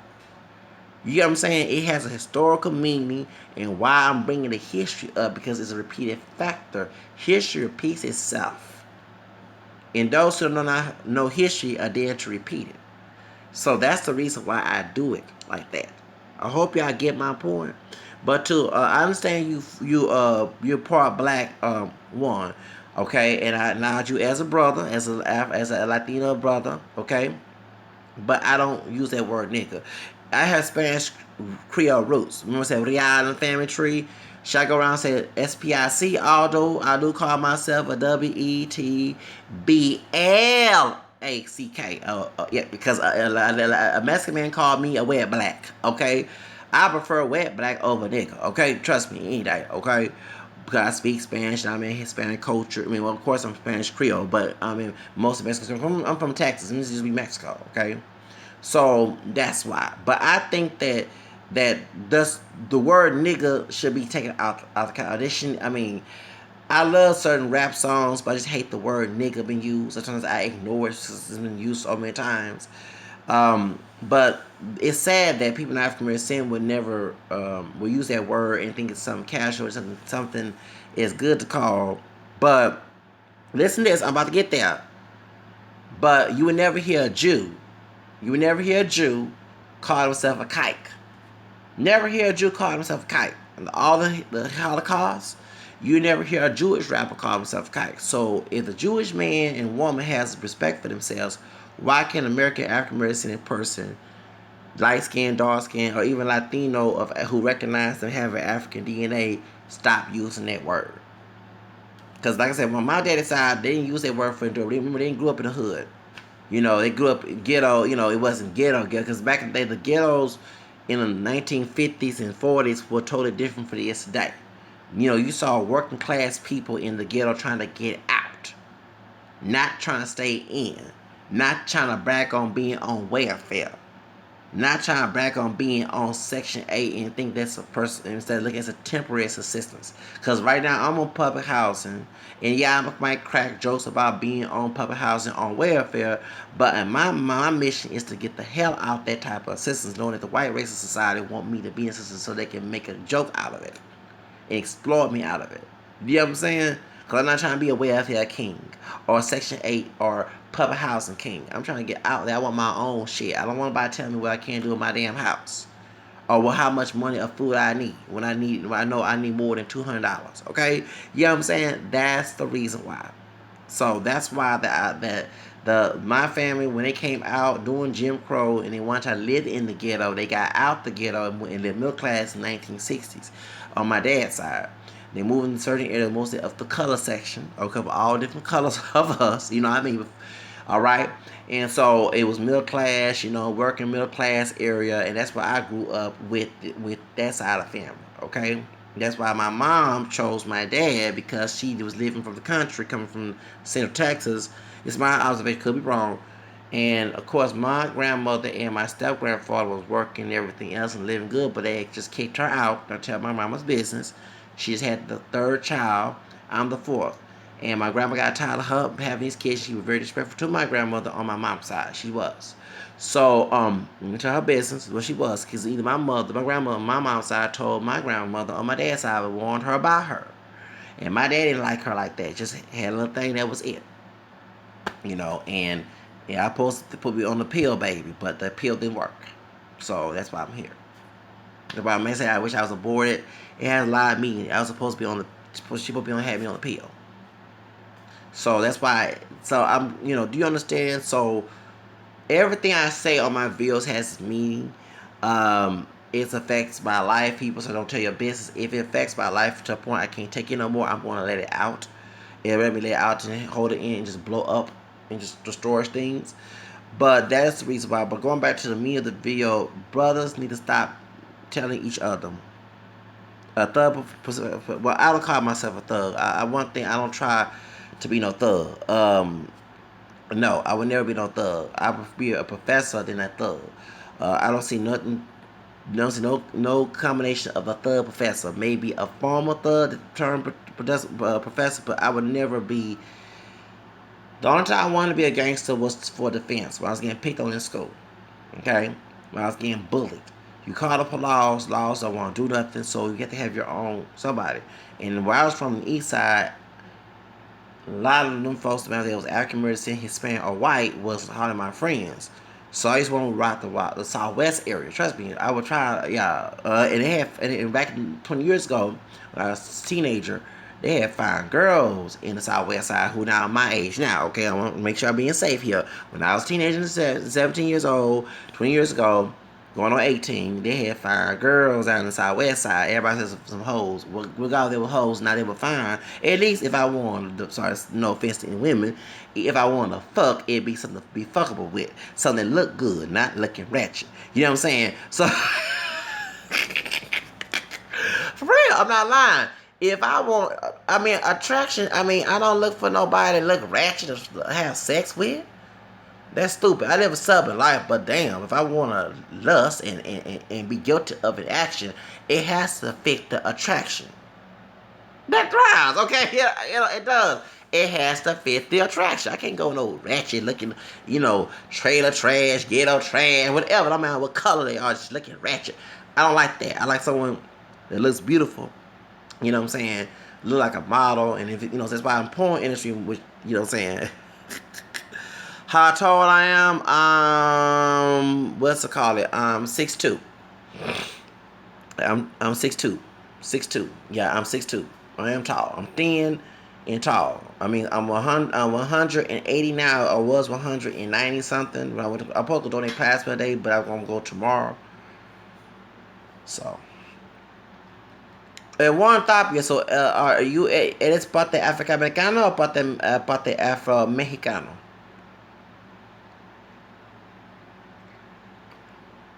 Yo estoy esperando. Contesta. Answer. Si no contesto. You know that song from Plan B? Yeah, I like that reggaeton song. Hey ya, hey ya, hey ya. Yeah, I love reggaeton. Where's your answer? Come on, contesta. Come on, tell me. Dime. Eres parte you don't speak Spanish. I'm so sorry. You're Mexican, right? So is your black side from Mexico or it's from here in the United States? And because I'm thinking, if you're from Texas, you probably have the African American part, and you can have African. No, I did hit the gym in 2016 during my birth month, but I was struggling, and I owe Fitness Connection. I have $100 bill of Fitness Connection right now. They send me a bill. They send me a message in Spanish and English, and I used to ignore it. And right now, I'm still trying to pay off the bills. So I'm supposed to use that money to pay it off so I go hit the gym. Because I'm trying to go to the gym so I can become a model. Like I said, with the Rompers situation, it's not just Romper, fashion, modeling, fitness, model, all that. I want to do it all. I want to get that Vin Diesel, Terry Crews, LL Cool J, The Rock build. Oh, hold up. You're Negro. Okay, I know you're Negro, but your name is Juan Tapia. And so, are you Mexican? There are Afro-Mexicanos. You know that, right? Okay, you're Mexican. Okay, good. Okay. So that means you're Afro-Mestizo. Yeah. You're Afro-Mestizo. Yeah, he's Afro-Mestizo. Yeah, like most Mexicans are. But you must be a darker Mexican, right? You probably about my complexion. Cause there are Mexicans that are darker than me. People don't know that because I've been around. Yeah, for real, I never forget. It was a bus. I'm not lying. A bus, old man, straight hair and all. You might think he was an East Indian. Um, Darker than me, like West Side complexion. And he was on the number 40 bus by Telephone Road, Thought Telephone Road area, okay? By Gulf Gate, the barrio, thank you. He got on a bus, and I started asking, I said, uh, where you from? Like, ¿dónde eres? He said, yo soy de Mexico. And I'm not lying. He was darker than me, almost the color of Wesley Snipes. Don't call that man a bitch. You wrong for that. See, there you go with the racial. You went from nigga to bean. Please, no, let's not use them type. We don't use no anti-Hispanic or anti-black names. Please, no cracker either. Please, no nigga, no bean, no cracker. Can we be politically correct? But he was dark skinned. I'm not darker than me. Okay, Mexican. I'm not lying. Old man, wrinkled and all, straight hair. And I asked, where are you from? He said Mexico. And I like, that's that Alpha-Miss, that Sangre Negra, that black DNA. Sangre Africana. Okay? That folks tried to deny. And also, too, I knew a dark-skinned man. You might thought he was a black American. I'm talking about, I'm not lying, from Mexico. No, I'm not lying. I'm not lying. I put my hand on the Bible. During holiday season of 2011, when I worked at Stripes on Lockwood and Clinton, or then when I was dealing with that dark-skinned sister who married to a Hispanic man that had a snitch on her too, okay, who pulled my friend, who backstabbed me. Remember the deploy abuse video in 2012, and I mentioned her, and I also mentioned about that weed. I talked about her, about her son being 17 and not finishing school in the 9th grade. That bitch, okay? I can't stand her, okay? She like, hey, and like I say, she don't like black men. I don't give a damn. Go ahead and go with your Latino man. No offense, but she treated me. Yeah, you're right. Hold on, but let me get to the side. I get to the point. So what happened was, there was two men. Now everyone in America would think there's a black man and a Mexican man. So they were speaking Spanish. So I was clean that morning, and I said, I was a stalker at the time, and I said, I don't mean to ask, ¿dónde eres? De Mexico. I said, Veracruz, because people in Veracruz look more like me. Oaxaca, Guerrero, which is very, Costa Chica, Oaxaca, Guerrero, Chiapas. He said, no, Zacatecas. I said, what? So the Mexican man said, yeah, the one who's light skinned with straight hair. Okay. He said, yeah. I said, I thought he was Dominican. He had kinky hair, dark. He looked, God rest his soul. Big black that passed away. He was big like that dude. And same complexion, big black, the one who passed away. Robin Big. Okay, I'm not lying. And he was speaking Spanish. It was during November, December of 2011 at the Strike store on Lockwood, Clinton, in the East Side. I used to work there. I quit because that old bitch that was got my. I can't stand that bitch to this day. Backstabbing bitch. Anyway, point is, so what happened was, when I asked, I said, well, I'm glad to see it because people don't think there's people in Mexico that look like that. And I know because I've seen pictures. But this dude was not from Veracruz, right there by Atlantic Ocean, the Caribbean. Wasn't from Costa Chica, which means little coast. The states of little coast, Costa Chica, are Chiapas, Guerrero, and Oaxaca. Those are, and they said, the blackest parts of Mexico. No, he's from Zacatecas, and there's more people like that other Mexican man who's from Monterrey. He's from Monterrey. The one who told me, he said he's from Zacatecas. And I said, I already knew. So I was glad to see that because people don't see it as educational. People see the expectation. The ignorance is bliss. And you're right that Mexicans call you mayate because my friend, how long this going to be because I had last, we got on Ask Thomas Santamayor and what's the other guy named Vice show when he do live stream, how long this video is gonna be. I'm not a big fan of Thomas Santamayor, but when I hear his old stupid mouth, he take 2 hours. Vice show take a long time too, and I know I have to go. Y'all can remember, I'm gonna upload on my YouTube, and y'all can click back and watch the video. That's one thing about YouTube. But let me get back to Tapia, excuse me. That is very true. That darker skin, the colorism, the light skinned Mexicans do call, like they call the African, the ones who are racist call the African American people Mayate, which is the Spanish, the Chicano Spanish for nigger. Okay, they call the darker Mexicans that word too. And he just said he's a darker Mexican guy. He said I'm yo soy negro. That means he's black and he's darker Mexican. Because I had a friend in high school who was straight haired, naturally straight haired, camera like me from Veracruz. That's why I was so about this. I was learning Spanish then. He was from Veracruz. He was in the ninth grade. He was about a little older than I am because they do the immigrant children wrong. So yeah, wetters are fine too. Light skin Latinas are fine too, but darker skin Latinos are fine too. Okay, so let's be real. I mean, the one of the Mexican girls, she was a wettita. She was a light skin, but I do like morenitas too. I like Latin women too, dark Mexican women too. Okay, and not the especially those tener piel caramelo como yo. Okay, it's camera like me. I like those who dark chocolate Latinas too. Okay, so I don't. But I mean, let me get to the subject about.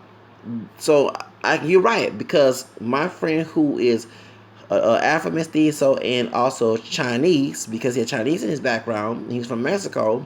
He don't look Chinese, but he told me this in choir class. Um, he's darker. He about my complexion.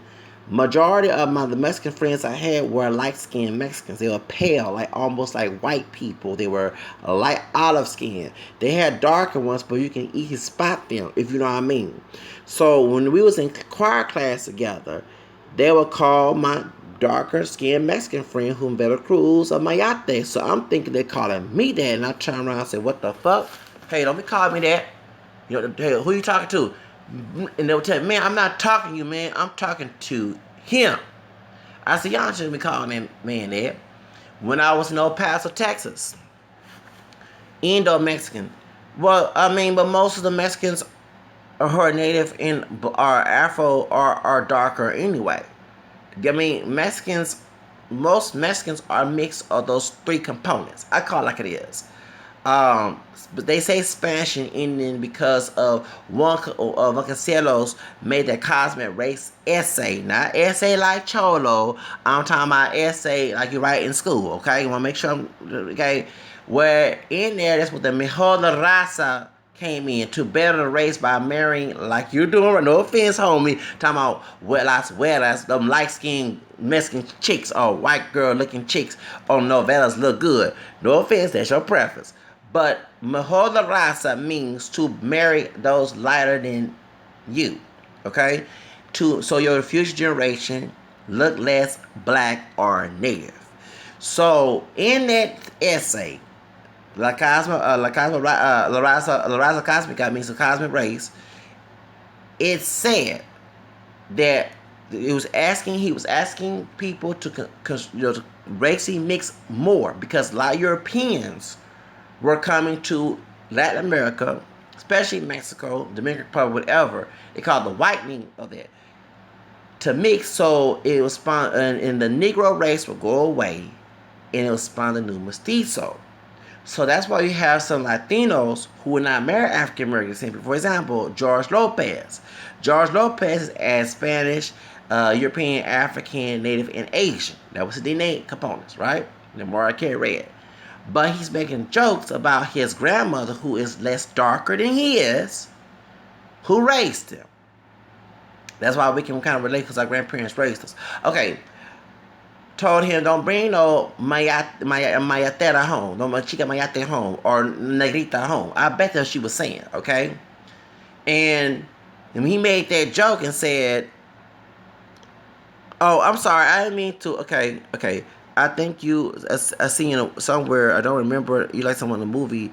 Oh, I never been in a movie. The only movie that I've been on was an extra. Change subject. Was Muhammad Ali's movie King of the World with Terrence Howard at the Astor Hall back in '99.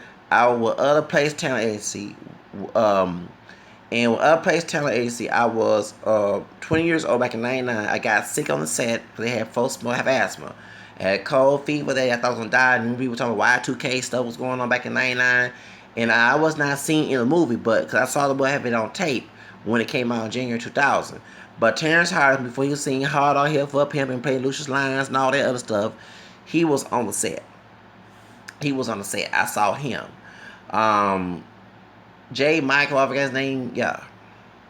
I don't know. I don't think the Illuminati exists. But let me get back to about Mijola Raza. So, a lot of Mexicans do not look black because of their Afro-Mexican family members, ancestors, married Spaniards, natives, and lighten up their new population. You know what I'm saying? And so that's why I mention it. They say, well, I don't look black, but you can see, like, for example, Selena, not Jennifer Lopez. I know she got black in her too. She's Puerto Rican. Selena, her round area is big. Her lips are big. Bitty Bom Bom, the original video that came in '94, her hair is naturally curly. And she wore it straight, meaning she planchando with an iron. If we had flat iron, a planchado means an iron, her hair, like you do a hot comb. Remember supposed to get a hot comb? So I already, Chris Bettis, her husband, oh, juicy curly hair. That dude looked like he's a twin of Slash from Guns N' Roses, who is Slash is part English and black. If you put Slash and Chris Bettis in one room, you think they're twin brothers. They look just alike. So yeah, that's what I'm saying. But I mean, you have a right to be want to marry, but that goes on. Like, for example, do you know the reason why Thomas Yo has so much it fact about dark skinned women? Not only the racism here he get from the United States anti-black racism. His dad's from Panama, and like I say, many in the dark skinned men, and this is going on. And nothing wrong with going with a white woman. But look at the movie Jungle Fever. Many of them they went to childhood trauma, colorism of them being told you too black, this and that. A brother that came out in Texas, Lubbock, Texas, I made a video about that, where he said he love black women and this and that. Ricky Smiley's son said the same thing. Who else? The dark skinned brother made a rap song about anti-black women. He had a white chick. And what it is, a lot of dark-skinned children, not just the boys, but the girls, like Rashida Strover. It is traumatizing not to be accepted and called blackie and tall and all that and darky and all that.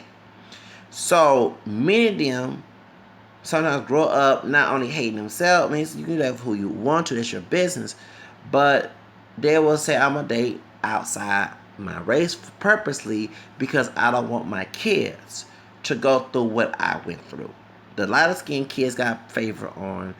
Why should I put this hell on my kids? I never forget, it's not only the men. A sister on Oprah Winfrey, her son was getting mistreated at school, went to a predominantly white school. He was dark skinned. Now remember, y'all talking about colorism. In African American, white folks was doing this. And he did not want to be dark skinned no more. But his own mother was praying to God when she was conceiving him that he would not come out dark skinned. Why are nicknames like Hueritos and Indios offensive to Chicanos? I don't know. I'm not Chicano like that. I know that a lot of Indigenas, and speaking of colorism, since people ignore the black part of Mexico, the other race that gets mostly attacked in Mexico are the indigenous people. Because Chicanos, and I know this for colorism, you call them Indias, they get offended because you call them Indian. You're saying that you look. I'm not talking about those. I'm an Aztec warrior. I ain't talking about those types. I'm talking about the ones who were born here, who were listed as white and thought they were white, but not pure white mentality. They look more native, but they think they're white, or they're lighter skinned, but they think they're white. You can tell some native and African features right there. And what happened is that during Jim Crow racism, they had a thing called the Treaty Guadalupe Hidalgo Bill. And that's when it was kicking Mexicans out of the United States, like Trump is doing now. Remember Jennifer Lopez played a Mexican woman, Mi Familia, they kicked her out. It got late here, but okay. Well, can you? I know you. It's late, but I'm going to go. I will let you go ahead and go. Like I said, you can always. Um, the only time I hear cholo, uh, they're not from Mexico. Cholo comes from Peru or Bolivia for mestizo. Does not mean a gangster cholo, but we use the word cholo here in the United States for gangster. Especially a Mexican gangster, sometimes a Puerto Rican gangster too. But it's funny how people change words around. But going back to what I'm saying, so Treaty Guadalupe bill that made Mexican Americans be a citizen of the United States by listing them as white. You know what I'm saying? These are mixed race people, mixed Spanish and Native and African DNA, but they listed as white. So every Latino, including other Puerto Ricans, were listed as white. There was no Hispanic category. There was no Latino category at the time. That came in the 60s and 70s when they realized they was not socially treated like white people. Okay? So that's what all this was going on. So a lot of Mexicans would tell you if the older ones who are Chicanos, if you look at the PBS series, they was ashamed of being Mexican. And it makes a lot of sense because right now the Trump supporters here in Houston, who are Latino, mostly Chicano, Tejano, okay, Tejano Chicanos, who voted for Trump, they're bashing not only African American people, but they're bashing Mexican immigrants. And you're like, what the hell is this? And they think they white. Then they pictures and like, y'all making fun of Michael Jackson. Or at least Michael Jackson knew he was before all them changes happened. Okay, and you know what I'm saying. I'm like, really? I see a lot of videos of for you, and I have that. What? Okay, I'll read about that later on. Okay, but my point is, so calling them Indian is like making fun because, like, for example, we in the African American community, if you called us African, we would get offended.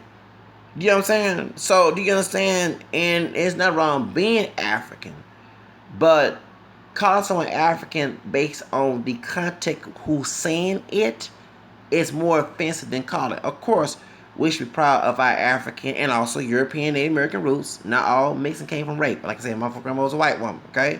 And if it did, the white folks are intimidated by you mixing. Because before I knew about that, they look you scared because they want you to share your white DNA. Well, go talk to white Papa who was slaving. That's not my damn problem. Go spit on his grave, not me, okay? So, do you understand? That's why. But that's why.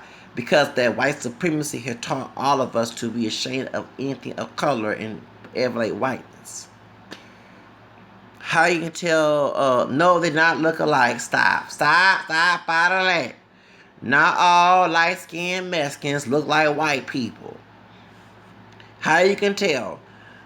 By the pale complexion. Because in our community before this old Afro street Afrocentrism, when I was coming up, light skin was like milk chocolate to all the way to pale complexion, and dark skin was dark skin like dark chocolate like Acorn, West Nights. In the 90s and late 2000s, folks, my complexion, sometimes I call themselves dark skin. They'll say, well, brown. Well, of course, all of us come in different shades of brown because of that. Come on out, all right? Halle Berry got brown complexion, but you got still call her light skin. Come on out, all right? But in the Hispanic community, light skin means pale, and anything with some tan, because they even said Selena was dark, to all the way to Sammy Sosa before his complexion change was dark. And how I can tell, hang around Mexican people, if their complexion, even if they look ethnic, it's like a white person complexion, there's a light skin. Like, for example, the man that hit that sister in Chicago, I did a video, and I thought it was a white man that hit that. No, when we saw his face, he don't look all that white. He's Hispanic. 9, 10 Mexican. Could be Puerto Rican, whatever. He's a light-skinned Latino. You know what I'm saying? But someone that's darker than him is a dark-skinned Latino. That's how I was taught. You know what I'm saying? If they don't look pale like white people, like you said, on novellas, because I'm glad you brought it up, and it's so sad. Then the novellas, and those who don't know Spanish, novellas, novels mean soap operas. Okay? And many novellas, many Spanish soap operas have white-looking people or pale-skinned Latinos as the main characters, as the rich people, but those who are darker, who look Native American or African, as maids and servant people and people who are poor. And it's sad that you look on Spanish TV to this day we see still these, and that's one thing that I had to defend Roderick Orco on that part. I did not like him call Michelle Obama Planet Apes. I want to slap the little puto around. Call talking about Roderick Orco, who said that on Univision on the Go La Flaca. Call Michelle Obama those names, okay?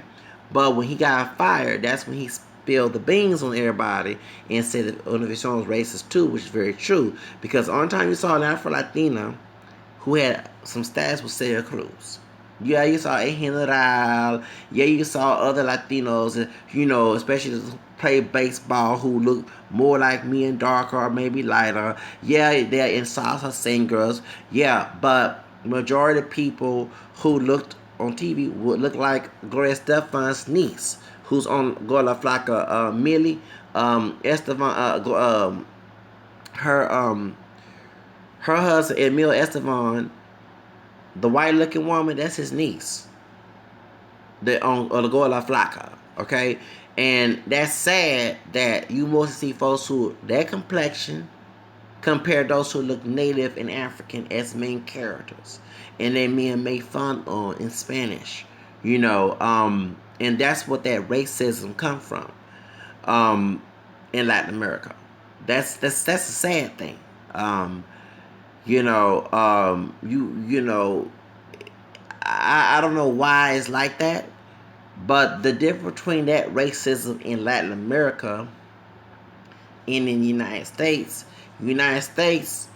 people, it's institutionalized racism here. I guess in Latin America isn't. People can marry who they want to marry, you know, in Latin America. It's more, you don't have no Jim Crow laws in Latin America, you know, that type of thing, okay? Unlike the United States, we have a history after slavery, Jim Crow, and all that other stuff, and civil rights movement and stuff, okay? And they have more categories now on the, you know, on racial, and like in Latin America, people who are lighter skinned, Latinos who don't look white by the face, but their complexion's white, they think they're white. And those who are darker. You know what I'm saying? You know what I'm saying? Like this dude say he negro. The one who's a one tapia.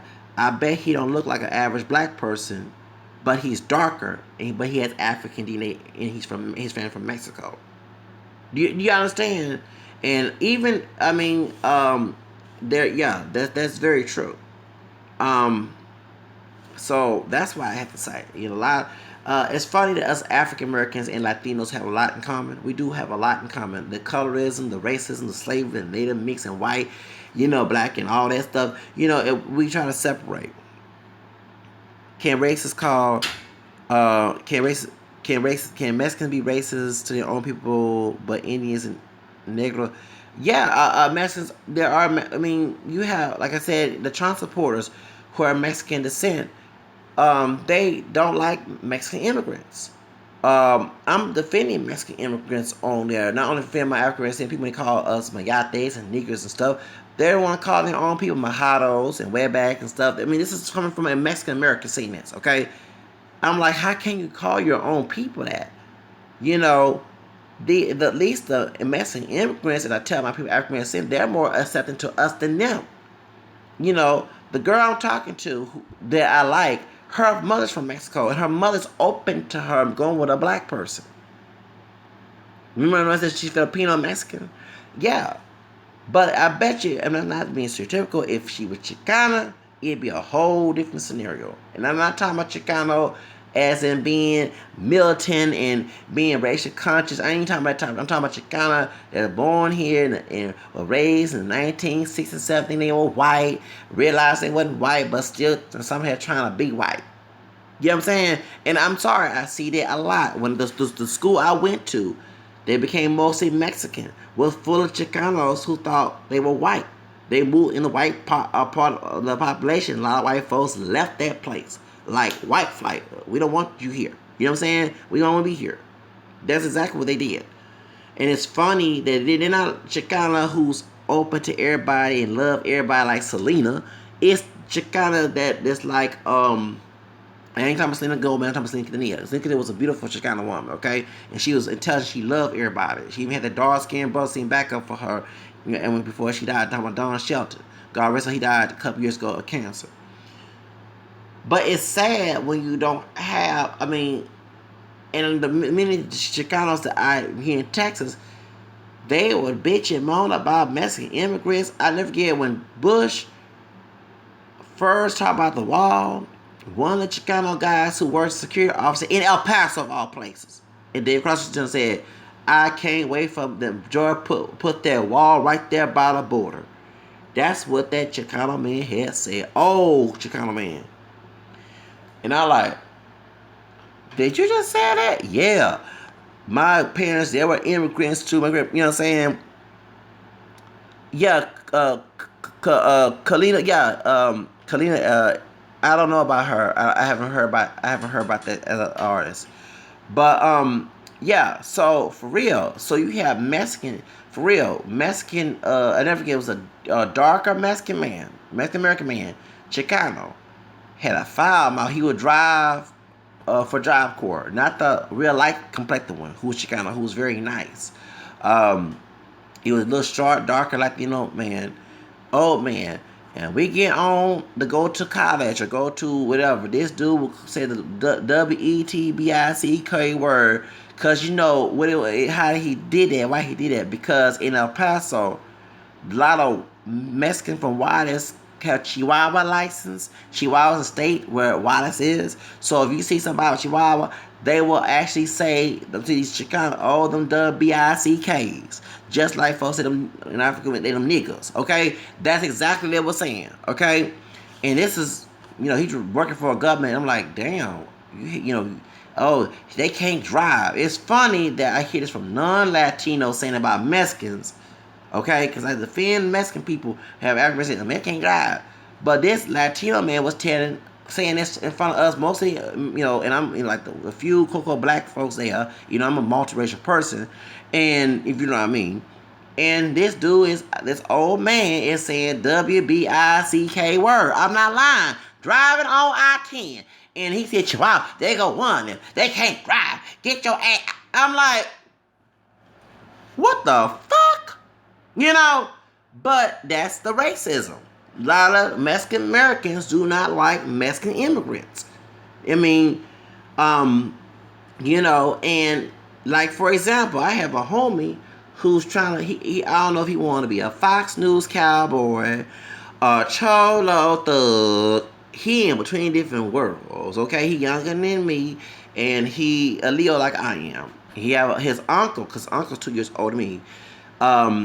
Because how I know this dude, when I almost got robbed, there's a sister who's African, born here. Her family from Nigeria. She was a manager. She's a manager, and she let me stay in the restaurant. And the Chicano guy worked there, so I thought he was older, like his twin, but he was like 18, 19 years old. So he invited me to his birthday party, and like I said, his uncle, 2 years older than me. He have a name from what's that movie called? I'm not gonna give his nickname because I don't want to get no mess. He a thug. He been in penitentiary, but he has that name from Blood and Blood Out character. I'm not gonna say who it is, okay? Because I don't want nobody to give it out. The next thing he said, man, be telling my business no love. He didn't get out thug. I mean, I don't feel like, okay, I ain't trying to get in there no ratchet shit, okay? Because he can be ratchet. So, but his nephew. Don't know, he Fox News, he cowboy, he the gangster, a ghetto. I don't know what it is, okay? So it's funny that he talk about, yeah, I would chop someone's head off. One time he was saying that, But we're talking about Mexican immigrants. I can't stand them motherfuckers. They come and chop people's head off and I'm chopping hands off. And motherfuckers, I'm like, what the fuck? These even dudes deny having black DNA. I don't get no black. Well, funny, but you do. I laugh. I like, what the fuck? This dude was like, I'm not lying. He was talking bad about something about chopping someone's head off. Then turn around talk about Mexican immigrants chopping the cartel type. Not all of them. Chopping. I had to laugh. I said, Lord have mercy. What the fuck? Top favorite rappers. My top favorite rappers before. I'm going to have to wrap it up, y'all, because I got to go. I got to take care of some things. I might do another live stream. I love doing live stream. My favorite rappers are, I'm sorry. I don't care what y'all say. Lil' Kim. Because, I ain't talking about the sex stuff. Her defending herself. Shut up, bitch. The amount of people that got it going on. You know what I'm saying? I came back for you. That's what I like. And hold on. Shout out to Lil' Kim. Lil' Kim and Faith Ever got a song out. Yeah, they got a song out. They do. They got a song out. Yes, they do. Okay? They got a song out right now. They came together showing they love for Biggie. For real. They have a song that came out yesterday. Notorious B.I.G., Tupac, I don't like the buffoonery thuggery, but I like his rap style. The white rappers I like, Michael Moore and Eminem no longer on my list. I don't know how I feel about Eminem. Who else? Missy Elliott, going old school, LL Cool J, Kid and Play, MC Hammer, Big Daddy Kane, Heavy D. I'm old school. I'm Salt and Pepper, Queen Latifah. Of course, Dr. Dre can rap, but I don't like the stuff he did over years, and so can Snoop Dogg, Bone Thugs and Harmony. Bum bum bum bum bum bum bum bum. Tell me what you gonna do. Okay, that's yeah. I was in high school. Crossroad, lonely. Okay, all right, and and I like NYR. He's a political rapper. Check him out. NY New York All. Yeah. Yes, she did. She's a culture vulture. Talking about Molly Cyrus. I like Iggy Azalea, Jay Z, Ghetto Boys. Like Wed D here in Houston, Pow Wow, Comedian, Sam Thug, SPM, South Park Mexican, uh, uh, uh, Lil Young G, he's Latino rapper, NB Riders, Big Pun, Fat Joe, Accent, the Blaxican rapper, Chemo Blaxican, from Delinquent Habits. Who else? There's a lot of rappers. It's a lot of rappers. The technical accent kind of out of me, okay? But I said like that. Third Wish, Vanilla Ice. Who else? With the old school on that one. Paz K. Remember, I got a man when he do the Mac on them sisters. I got a man back in '93. I like his rap. I wish we were a little bit taller. What's his name? Skee-Lo, Chris Cross, John God rest his soul. Chris Kelly, who passed away. Who else? Left Eye from TLC. Soleil. Ooh, Lord. I got a lot of rappers in my head right now. Drake. Yeah, I do like Drake's music. Remy Ma. Hold up. Gotta say Remy Ma. I love her too.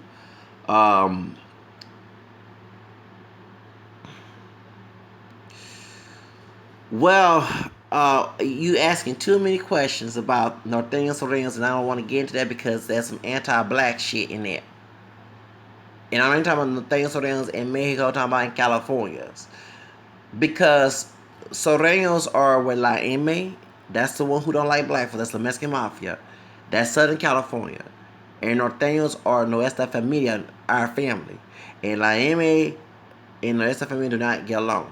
Nuestra Familia, Norteños from Northern California, they're more open to black people. Those gangsters who are Mexican, it's funny because in the African American community, when it comes to gang members, especially in California, They are Bloods and Crips.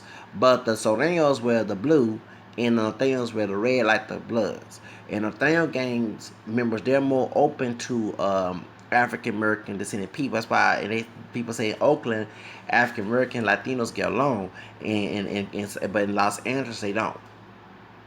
That's why. But let me tell you the reason why that is going on, and I'm gonna tell like it is. Another gang that's white, and I'm not gonna mention their name because I don't want to get no deep shit. In my opinion, caused that division between African Americans and Latinos. Because remember, in the prison culture, a lot of African American and Latino men was getting locked up during the 60s and 70s. Okay, white men, well, there was white cops that oppressed them. So all this sex stuff comes in. Remember when the movie American Me, they raped the guy in there, and I think it was a white dude, and I'm not mistaken, had raped that Hispanic dude. And I know the white prisoners will gang up on you and rape you if you're African American or Latino. So when this was going on, in my opinion, the African American Latinos got together and beat the white dudes up. But the white dudes played devil's advocate, trying to get Latinos and African Americans to fight amongst each other, like Steve King said. So, in one particular game, got together with the Latin group. But do you think that white group cares about that Latino game? The only reason why they're together because of drugs. Remember, crack cocaine happened. Who bought drugs in this country? No, not no Mexican immigrants. No, not no black thug. Okay?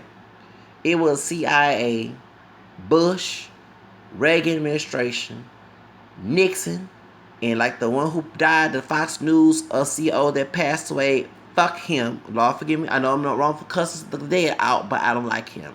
Like I can cry about Jerry Heller, who was the slave master to what's that good call, you know. But yeah, so let me get to such a homie. Let me get to such. So we got Latino men, African American, because they saw this unity. Remember, the Brown Berets and the Black Panthers were too like this. Even in San Antonio, they were like this. So white people got fearful, who are racist. So, but when the Reagan situation came in, a lot of African American, remember, both the black man and the brown man had jobs. They were high-fiving each other. Okay, I'll never forget my dad said he had his best friend was Mexican. They worked together in the 70s, okay?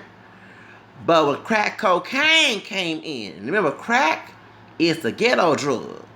Cocaine is a high-class drug. And in the hood, they will cook it, and you get high.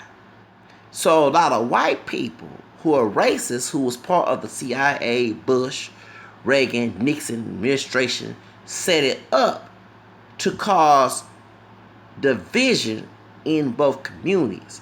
Lock a lot of brown and African American men up, take away from their women, cause beef between their neighborhoods, within their own ethnic group, within and outside the ethnic group, and have them in the prison complex because when you get out of prison, you can't get no job, right? Can't vote, can't do none of that. Okay? You 25 years old. Okay. I get you. So I'm 37, 38. Okay? But so that's why this beef is going on, because they got scared. You know, you like a lot of brown men and African American men together, they might come after you because they been oppressed by the white man. And you got folks talking about white power and all other stuff. Okay, well, you about to get your ass whooped by both groups. So to stop that, cause division in the group. Cause drug sales. Make them come on each other blocks. What African American and Latino man own shit in California?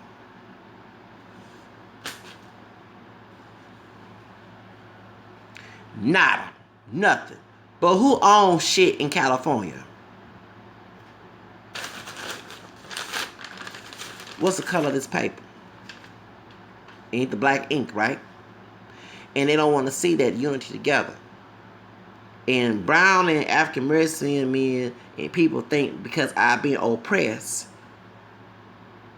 I, I don't do yes. Hey, cálmate. Yo estoy hablando ahora. Okay, ¿me comprende? No offense. I mean, eres un amigo bueno, pero yo quiero hablar mucho. Okay, let me get to the point. So, point is, that's the reason why that mess is going on. And I'm glad the Trump situation happened to wake both African Americans and people and Latinos up to stop fighting each other. Thank you. I take good my teeth, but I do have a missing one right here. Sorry to show that right here, but I take good my teeth. Yeah, I use that the toothpaste that got whitening toothpaste with yeah. But that's why I had good teeth and I take vitamins. But let me get to the subject.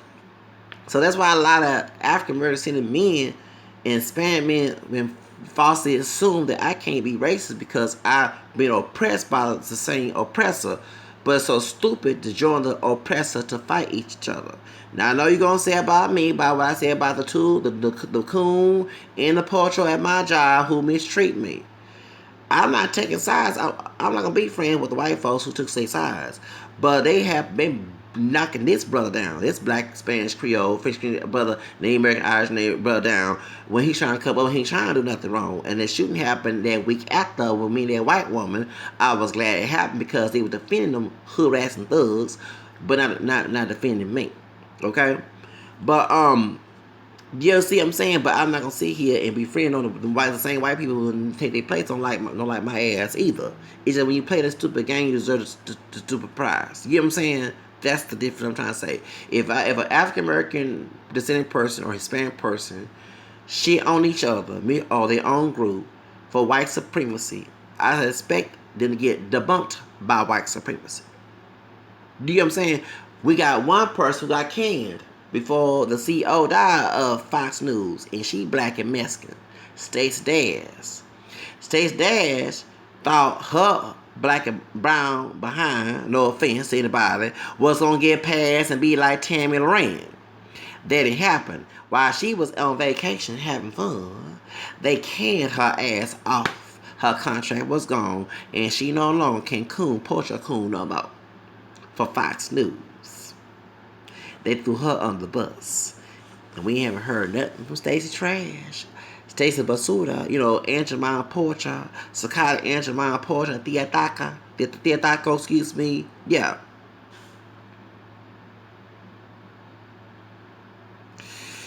The reason why many blacks got the media in Hollywood is because white people own Hollywood. Just like in Univision, you don't see too many people who look like you and I on Univision, but the white-looking Cubans on Univision Telemundo. And they make sure you're going to have folks look like white people in the media. It's no different, you know what I'm saying? Even on BET, and the brother who owned BET was darker skinned.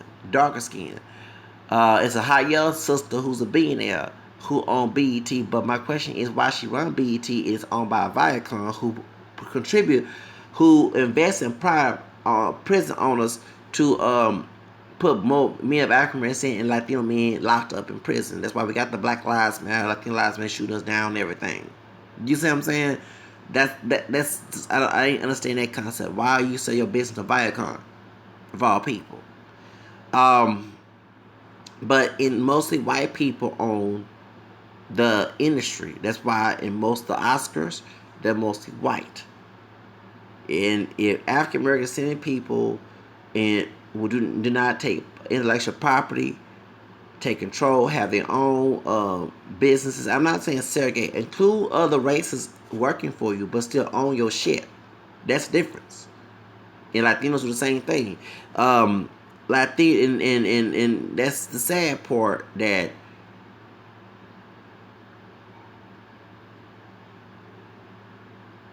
white kids acting black and other minority groups too. I don't believe in acting black. You cannot act black. You can only be black. They acting stereotypical ghetto and thinking it's black. I call it like it is. And they can act that way they want to, but I just that's that, but I would not call it acting black. Well, black is not the culture in the United States is not black. I'm calling it like it is. Let me when I say the culture, me speaking Spanish, even speaking English, excuse me, by me speaking English, that's not black. Speaking Ebonics, it's not black. English comes from Europe, right? The food I eat. If I go to Africa right now, they will not eat the same food. The clothes I'm wearing right now, that's not Africa. You see Africa wearing because Americanization in Africa. Do you understand?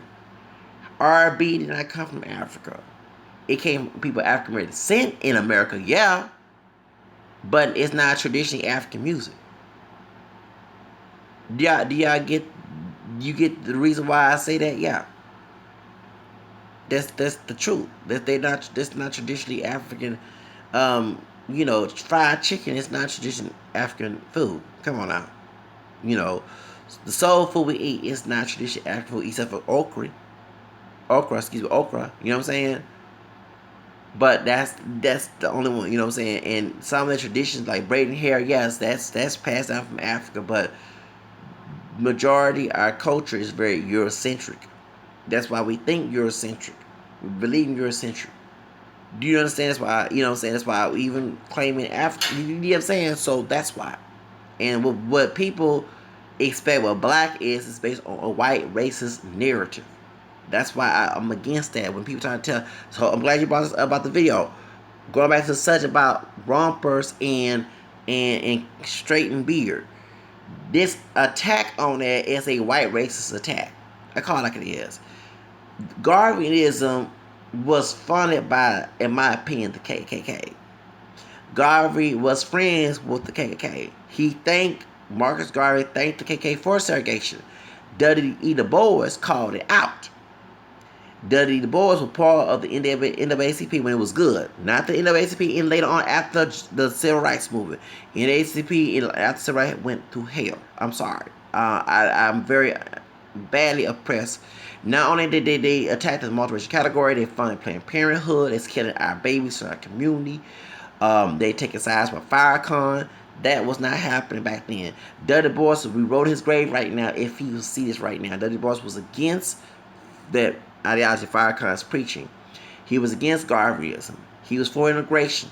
Yeah, he said he was black and he was mixed, but he was for integration. He was there for advancement of the colored people. That's what the NAACP stands for. Well, it did advance itself after integration when black nationalists start to start to intimidate the NAACP, and they like bitches. So I said went along with it instead of fighting. That's why I attacked the things that people are saying about African American people in terms of what we cannot do. Because if you fight for civil rights, that means for me to determine. Because funny that in the black nationalist movement, they say self-determination. The true meaning of self-determination does not mean a group determine the self. It's you determine yourself. Do you understand? I shouldn't have the brother here, sister here to determine me. I determine. And one thing I'm glad we brought it up about me, about straightened beard. That is true. I'm glad you said that. The porn industry does use blacks as objects. I'm glad that you said that. That's why race play is so successful, and anybody that engage in that, I distance myself from them. A white person looking at this shit thinking it's funny, I distance myself from that. A lot of African American descendants, because remember, we've had porn, it mostly feature white people. It ain't feature nobody of color. Okay? That's why folks bring about the sex abuse in white communities. They bring about the porn. They bring about the rape and slavery and Native American women and African American women. And they bring all that. And white folks accusing black men or Hispanic men of raping and then cutting, that type of thing. They lynched, yeah, they did that too. Okay? The butt breaking. So, and we recently saw the search engine, surgeon, whatever his name was, white. and he had child porn. Yeah, but y'all not calling him a thug. You're not dragging his name, talking about deport him and hang him. But when a brother who's a thug or a Hispanic dude who's a thug, killing, murdering, raping, it's all NRGGRs come out and WETBICKs come out. It's a hypocrisy. But a white man molesting your children, or other white kids, or looking at child porn, or hush hush, put it on the gut. You know what I'm saying? So that's why. But white porn industry was not looking for African Americans, and they didn't think that. I'm sorry to tell like it is. They didn't think black people were beautiful people and other races, okay, other minorities, and they, you have people in the porn industry who are African American who did sell, but they playing a slave exploitation. That's the only time they sell, okay, and now, and it's funny when they do interracial porn, they had a white man with a black woman. That's the America's. That's why the movies, the show Scandal is so successful. Imagine someone playing Barack Obama and a white woman playing the mistress, and it was showing sex scenes that did. Oh no, it'll be a upload. But a white man playing the president and a sister playing the Scandal. I'm glad Scandal went off because I don't like that movie. You know what I mean? Like that show. Okay, that was exploitation. I mean, instead of going against the Cheerio commercial, go against that shit. It's telling that a black woman is a hoe and all other stuff. That's living Pope playing a hoe. You know what I'm saying? I did not like that. It was exploiting black women. Okay, she's mixed with Jamaican and Cherokee and Irish. We're talking about the woman playing Living Pope. Forgot her name. Kerry Washington. Yeah, she mixed up too. Okay. But it's funny that show can show and no one doesn't say nothing about that. And you got a bunch of sisters who don't like brothers with white women watch that show. But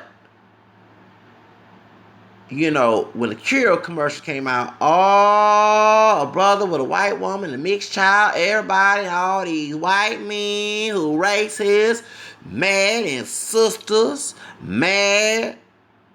But y'all watching Scandal together. But in the porn industry, the black woman with white men will sell.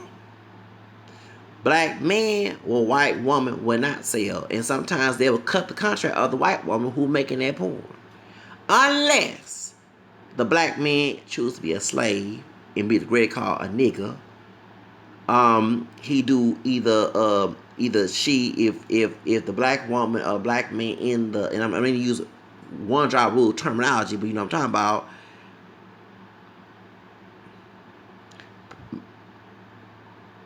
Okay, black women booties. Okay, yeah, jungle fever, but I mean it wouldn't be all that jungle fever when you got black in you too, right? You know what I'm saying?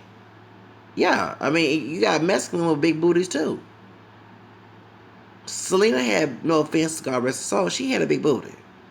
Then there was a black DNA in her. I'm sorry to call it like that, but when there's the Spanish native in her. I mean, I know many Mexican. I mean, I never. People say that when Mexican girls got flat booties. That's not true. I know before the J-Lo and Jennifer Lopez, Puerto Rican. I know many Mexican women with big booties. Okay, I don't know what type of Mexicans y'all talk to, but I know many Mexican women with big booties. Okay.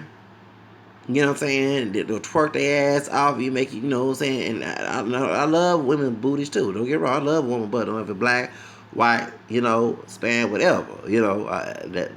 Tits and ass. I mean, not to be nasty, but no offense to any woman, I do like tits and ass and hair. Besides the rub to grab. You know what I'm saying? Okay. Just in the tits and ass.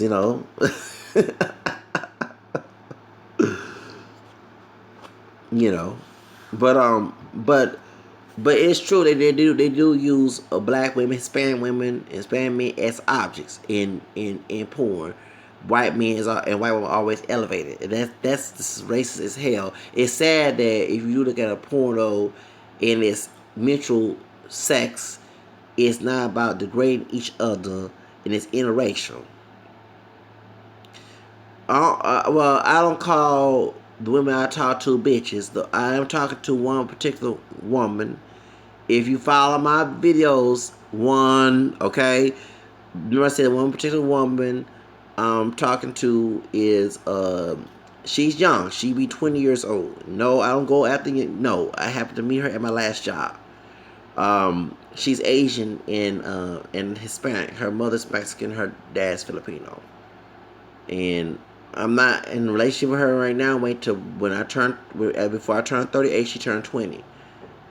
So because it's just like yeah, and, we met on a job, and I like her. Um, and I know as soon as I asked the question, how old you are, because I was gonna take her to a 21 club. That's when I found she was 19. So I mean, that's why I'm giving more time. I don't want to get in a relationship with her because of, even though she's a grown woman, but it's just a little age distance is scary. Okay, and people criticizing that. But I do like her in a way. I do have feelings for her. I'm taking time in this relationship. It's been a while since I have dated because of money issues. As a man, I'm supposed to be a provider. I don't be living in a ghetto and trying to date. You know what I'm saying? And I want to have everything right there good, so I can take the woman out, drive a car, and I ride a bus. That's why. But she's Mexican and Filipino. So, and I'm a one woman man. You don't get me wrong. If I was dating right now, I'd be talking to a bunch of women right now. But right now, my money ain't right, and men don't like no broke man. Women don't like no broke man. So therefore, if she gets married, I guess my kids will be black, Hispanic, white, Native American, and Asian. I don't watch I ain't watched novellas in a long time. My TV, the cable, it's all the novellas that I like was back in the 90s when my girlfriend Mariah Carey's ex-husband's wife was in it. Tom Mottora's wife is Thalia. Um, Thalia is from Mexico. Maria Barrioso. Okay, remember that song? Okay, okay. Maria Mercedes, Maria. Her novellas is one of my favorite novellas. See, senor? Remember, Maria, remember? Yeah, okay, those are my novellas.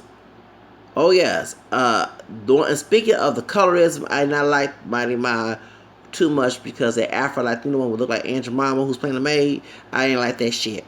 But Maria Barrio is my favorite one. It came out 20 years ago. Remember, actually 21 years ago in '96. Remember when Biggie had got killed, Notorious B.I.G. got killed, and the Selena movie just came out the last day of when Thalia played Maria Soraya Montenegro. Remember when we was trying to take our man in the fire?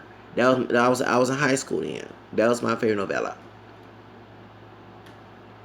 It's been 2 hours, y'all. I gotta go. What time is it? About 7:22. I gotta go. Before I go,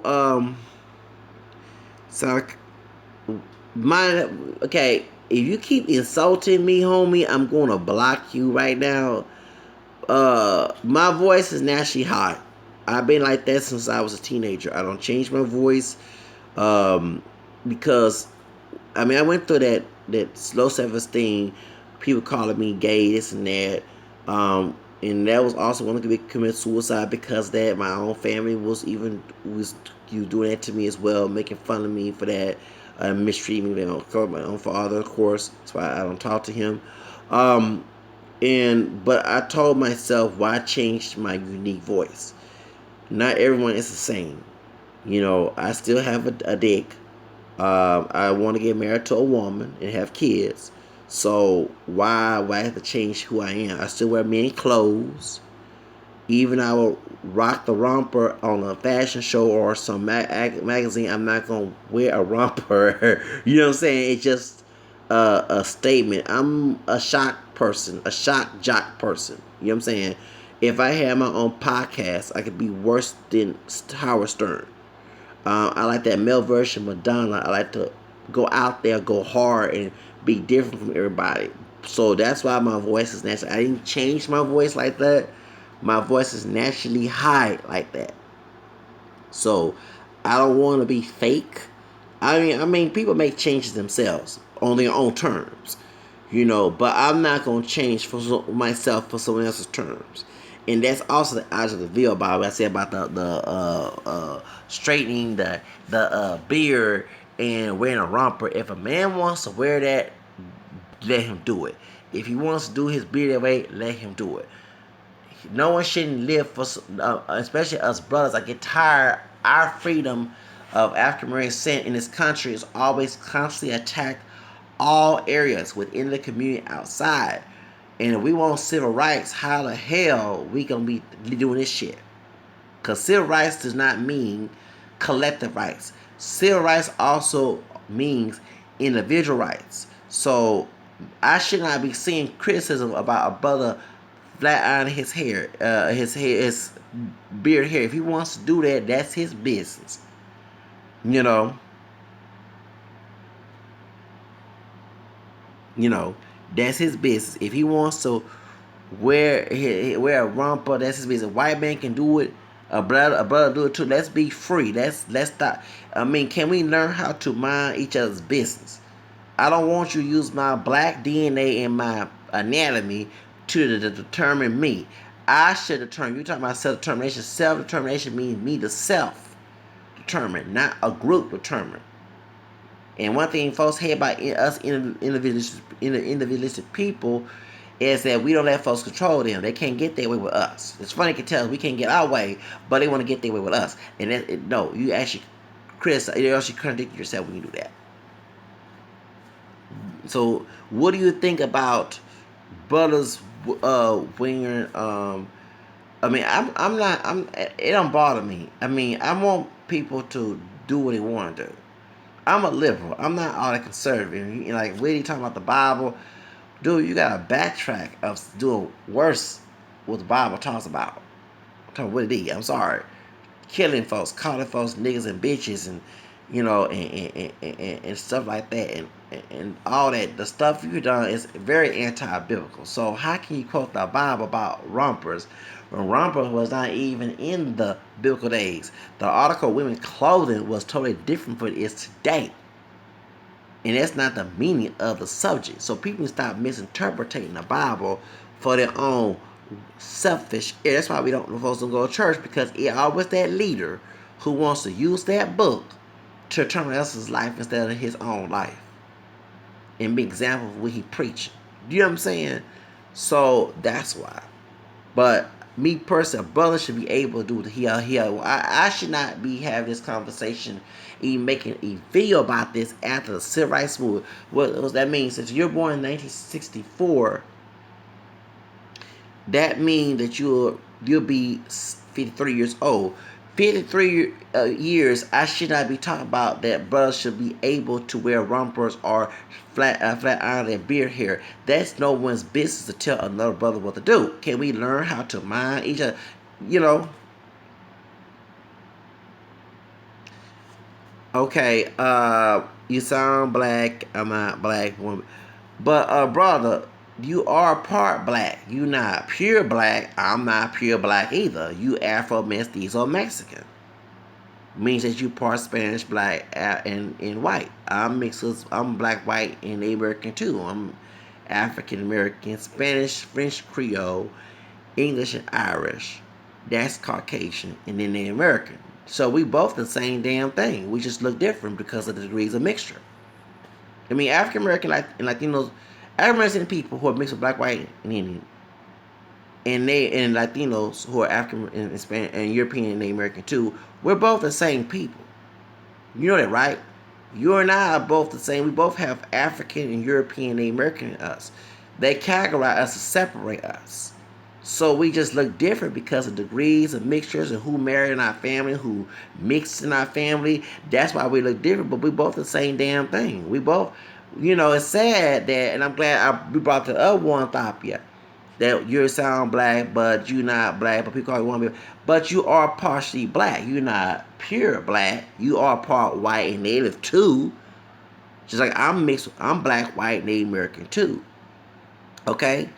You know, but at the same time, we're both the same races. We mixed. We both mixed with the same thing. You and I are both related. I am a real girl. I'm 37. I'm 37 years old. I'm be 40. I'm not a little kid. I mean, I'd be 38 in August. You know what I'm saying? So that's what I'm saying. That we both the same thing. You know, the dudes I'm criticizing at my job, they look different. But because whoever married their family and who mixed in their family. But I bet you my Latino supervisor is oh my God, I'm not married. I just told you the woman I'm talking to, I'm still single. Yo so soltero way. Come on, sorry. The women I'm talking to, she's Filipino and Mexican, and I'm waiting for us. She get a little older to start dating because she turned 20. I didn't know what her age was until I asked her how old she was at my job because I'm about to take her to a club during New Year's before they let me go at Macy's, and I start working, primarily at security because I was working part time with security and primarily at Macy's. So, but going back to what I'm saying, the Latino guy, even though he's 19 Mexican, that's a nationality. He 19 has Spaniard and Native and African in him. And the supervisor special with my complexion, he's definitely black, white, and Native American. That's history tells it all. So we both the same damn thing. It's just that America with three K's in wants to categorize us, and it's sad that the NAACP and LULAC want to come together to bash a multiracial category, but we the same doggone thing. And we compete about who gets more job never. If they had the one drop rule right now, and they know about the Mexican having African DNA, y'all be classified as black. Be honest with you, if they had the one drop rule and they in the United States did investigation on every Latino from Latin America, Mexican, Puerto Rican, Cuban, Dominican, Salvadorian, other Central American, South Central American people, and find African ancestor, one African ancestor, all y'all be classified as black. There would not be no Latino category or Hispanic for real. That's why me and Mexicans and the Latinos do not want to mention the African roots. That's the main reason why that Rose Perez had to explain on The View, and folks were shocked that Latinos who don't look black have black roots.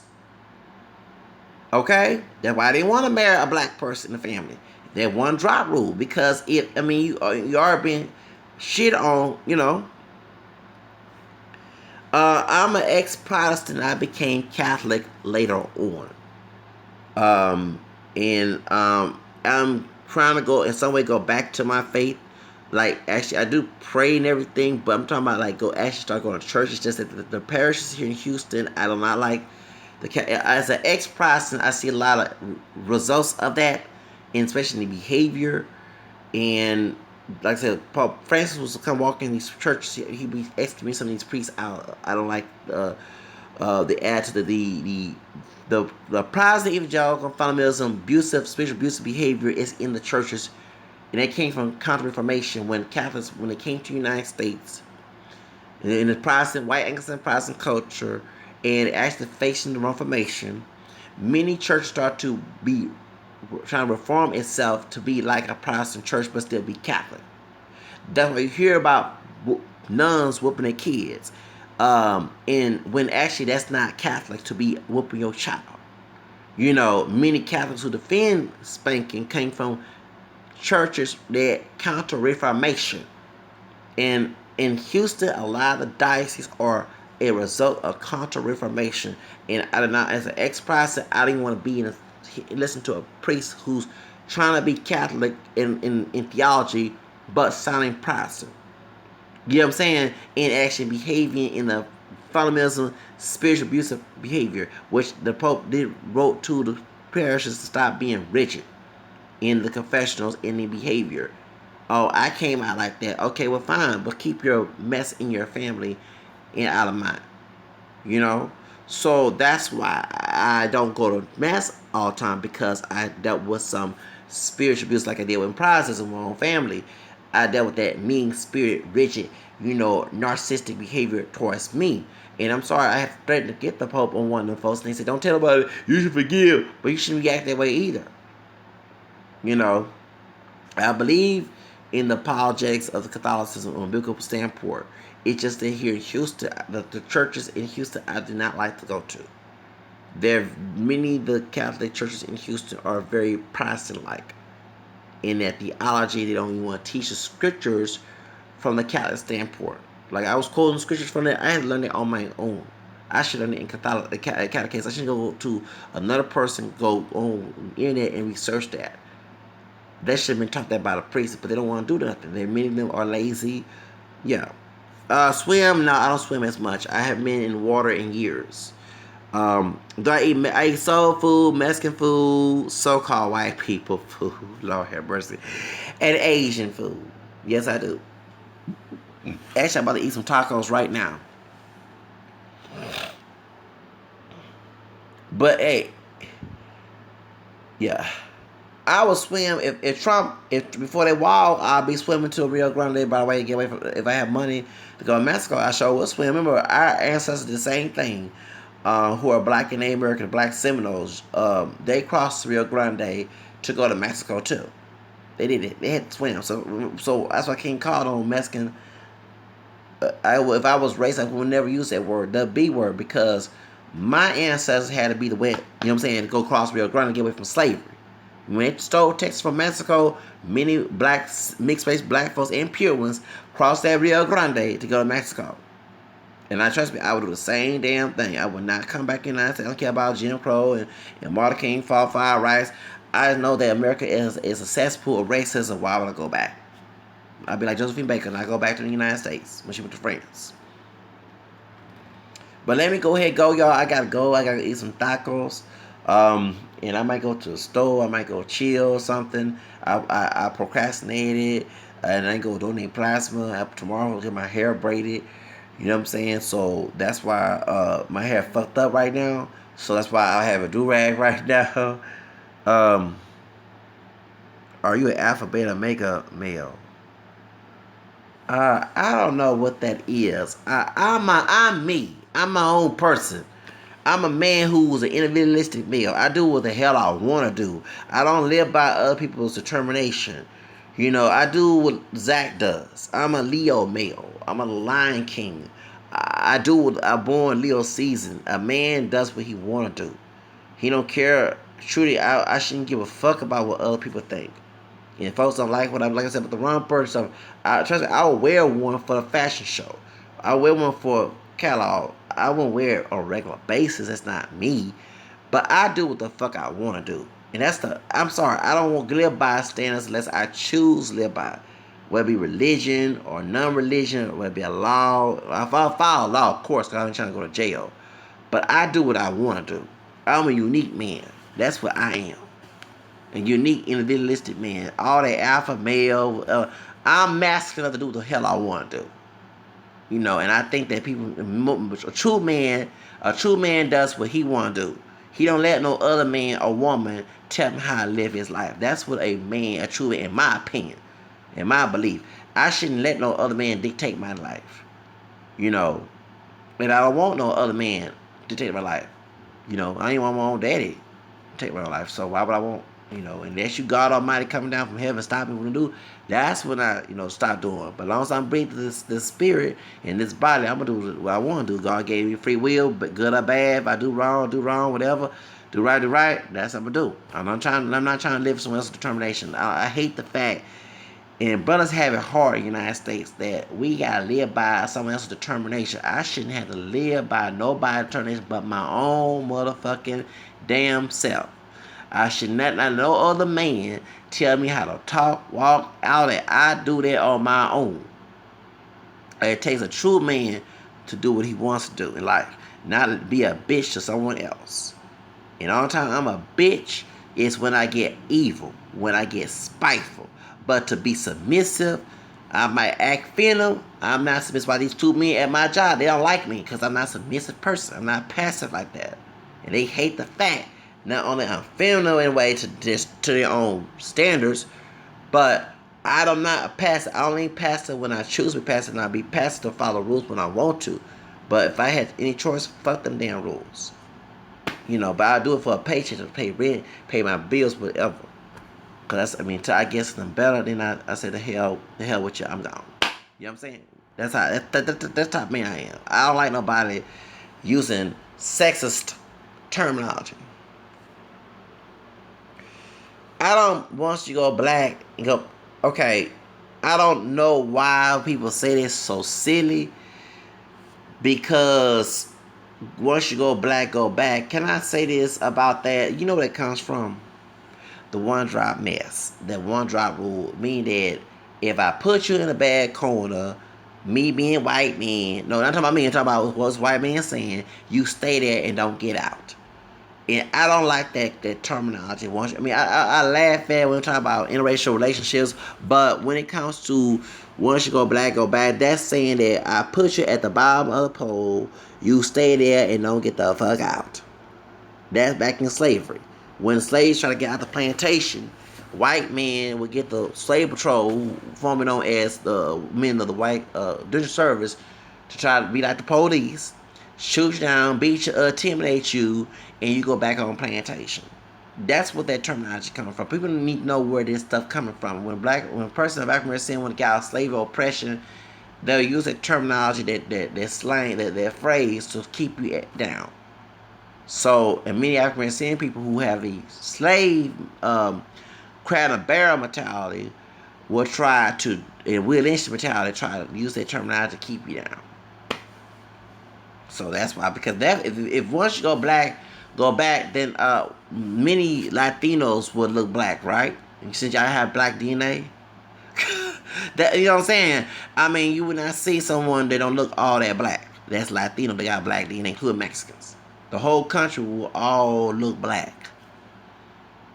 Y'all are part black, but y'all mejor la raza, proving that once you go black, that didn't happen.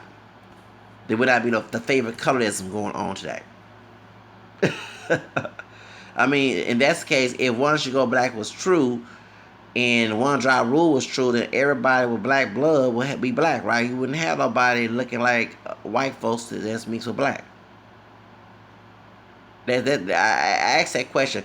I'll be looking black as tar right now. If once you go black, go back. If I'm pure black, I'll be looking black as a damn durag right now. And I don't. That debunks all the whole dynamic.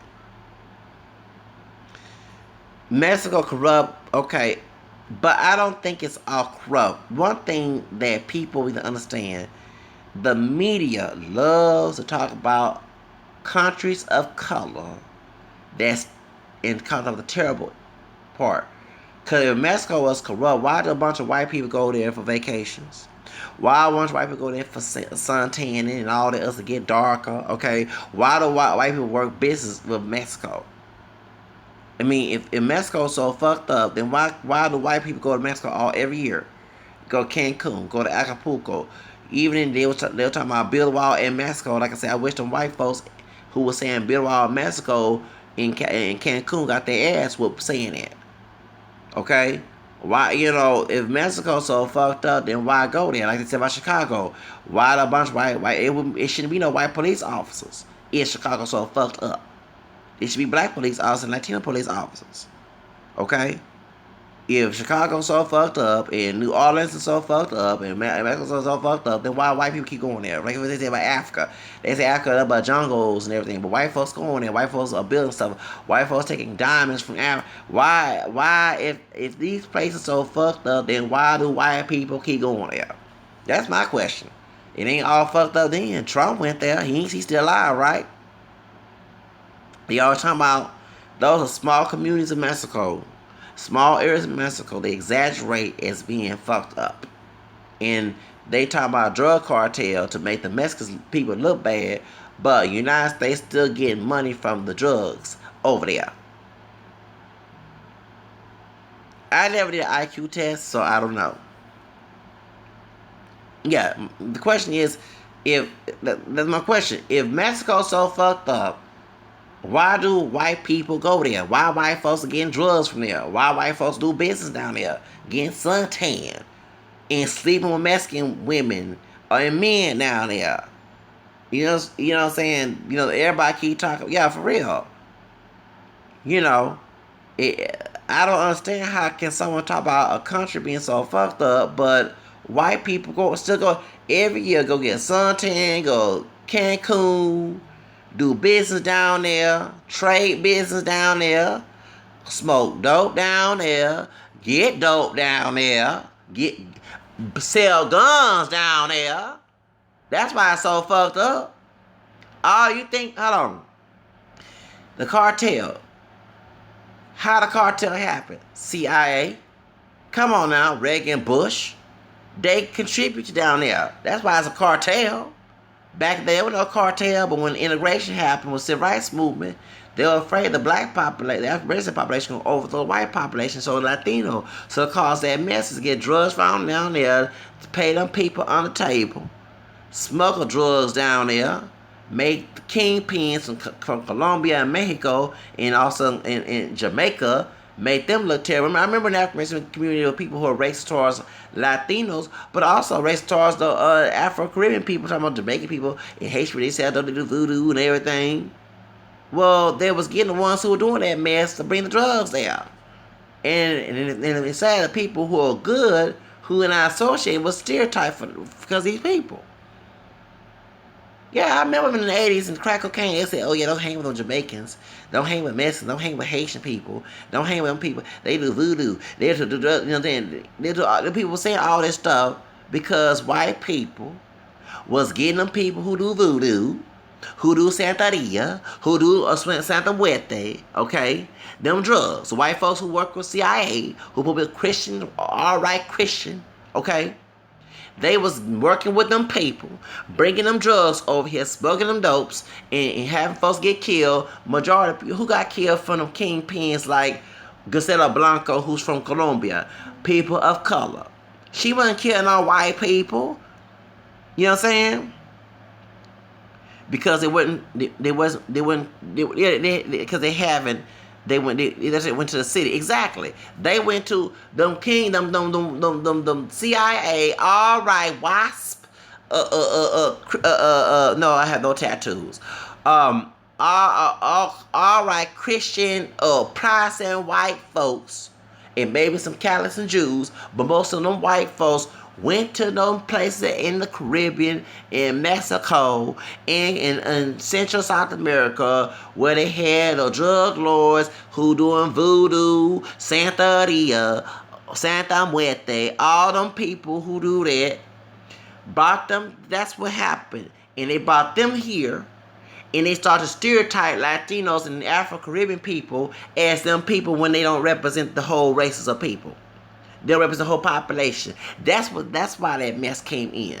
Because I remember growing up hearing, oh, don't hang on the Colombians, don't hang on the Jamaicans, don't hang on them. They do all that stuff. And these people, African Americans, y'all so stupid saying that because they say the same thing about us. You died, became 100% white. So the same white man you complain about, now you're friends with when you come to that mess.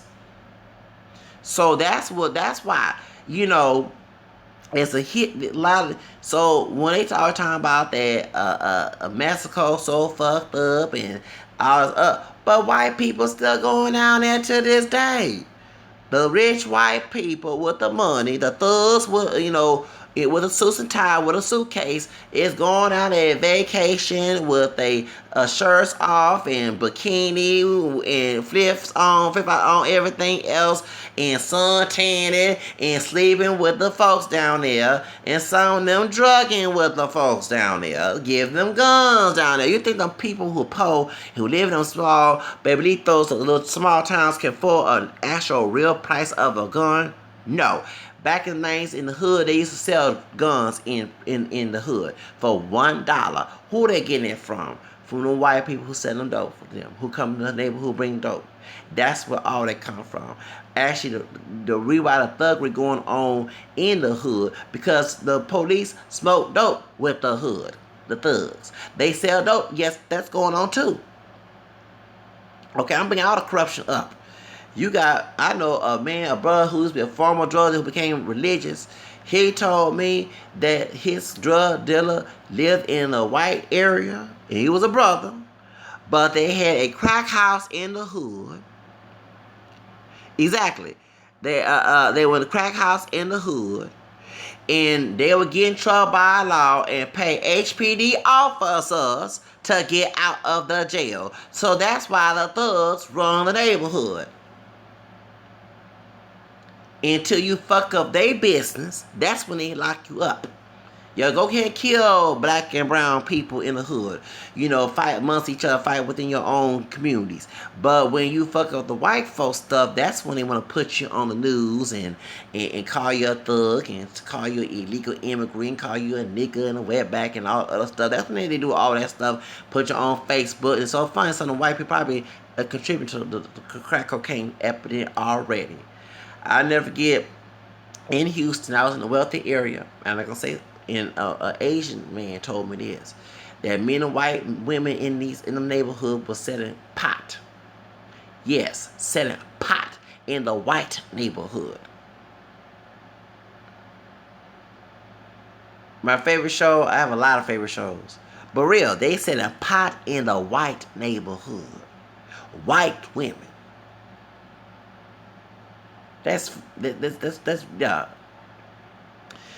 He-Man, She-Ra, and Jim, and Thundercats, and Woodpecker was my favorite cartoon characters. And Donald Duck, and what's the other one? Mickey Mouse. Because I grew up in the 80s. Jim, He-Man, She-Ra, Thundercats, Captain America, you know, Superman, Batman, Catwoman, you know, those, yeah. But let me go ahead. I gotta go, y'all. Those who watch, thank y'all for watching. I gotta go. It's been 2 hours. It's almost 3. I got things to do. So, talk to y'all later, y'all. Bye-bye. Have a nice day.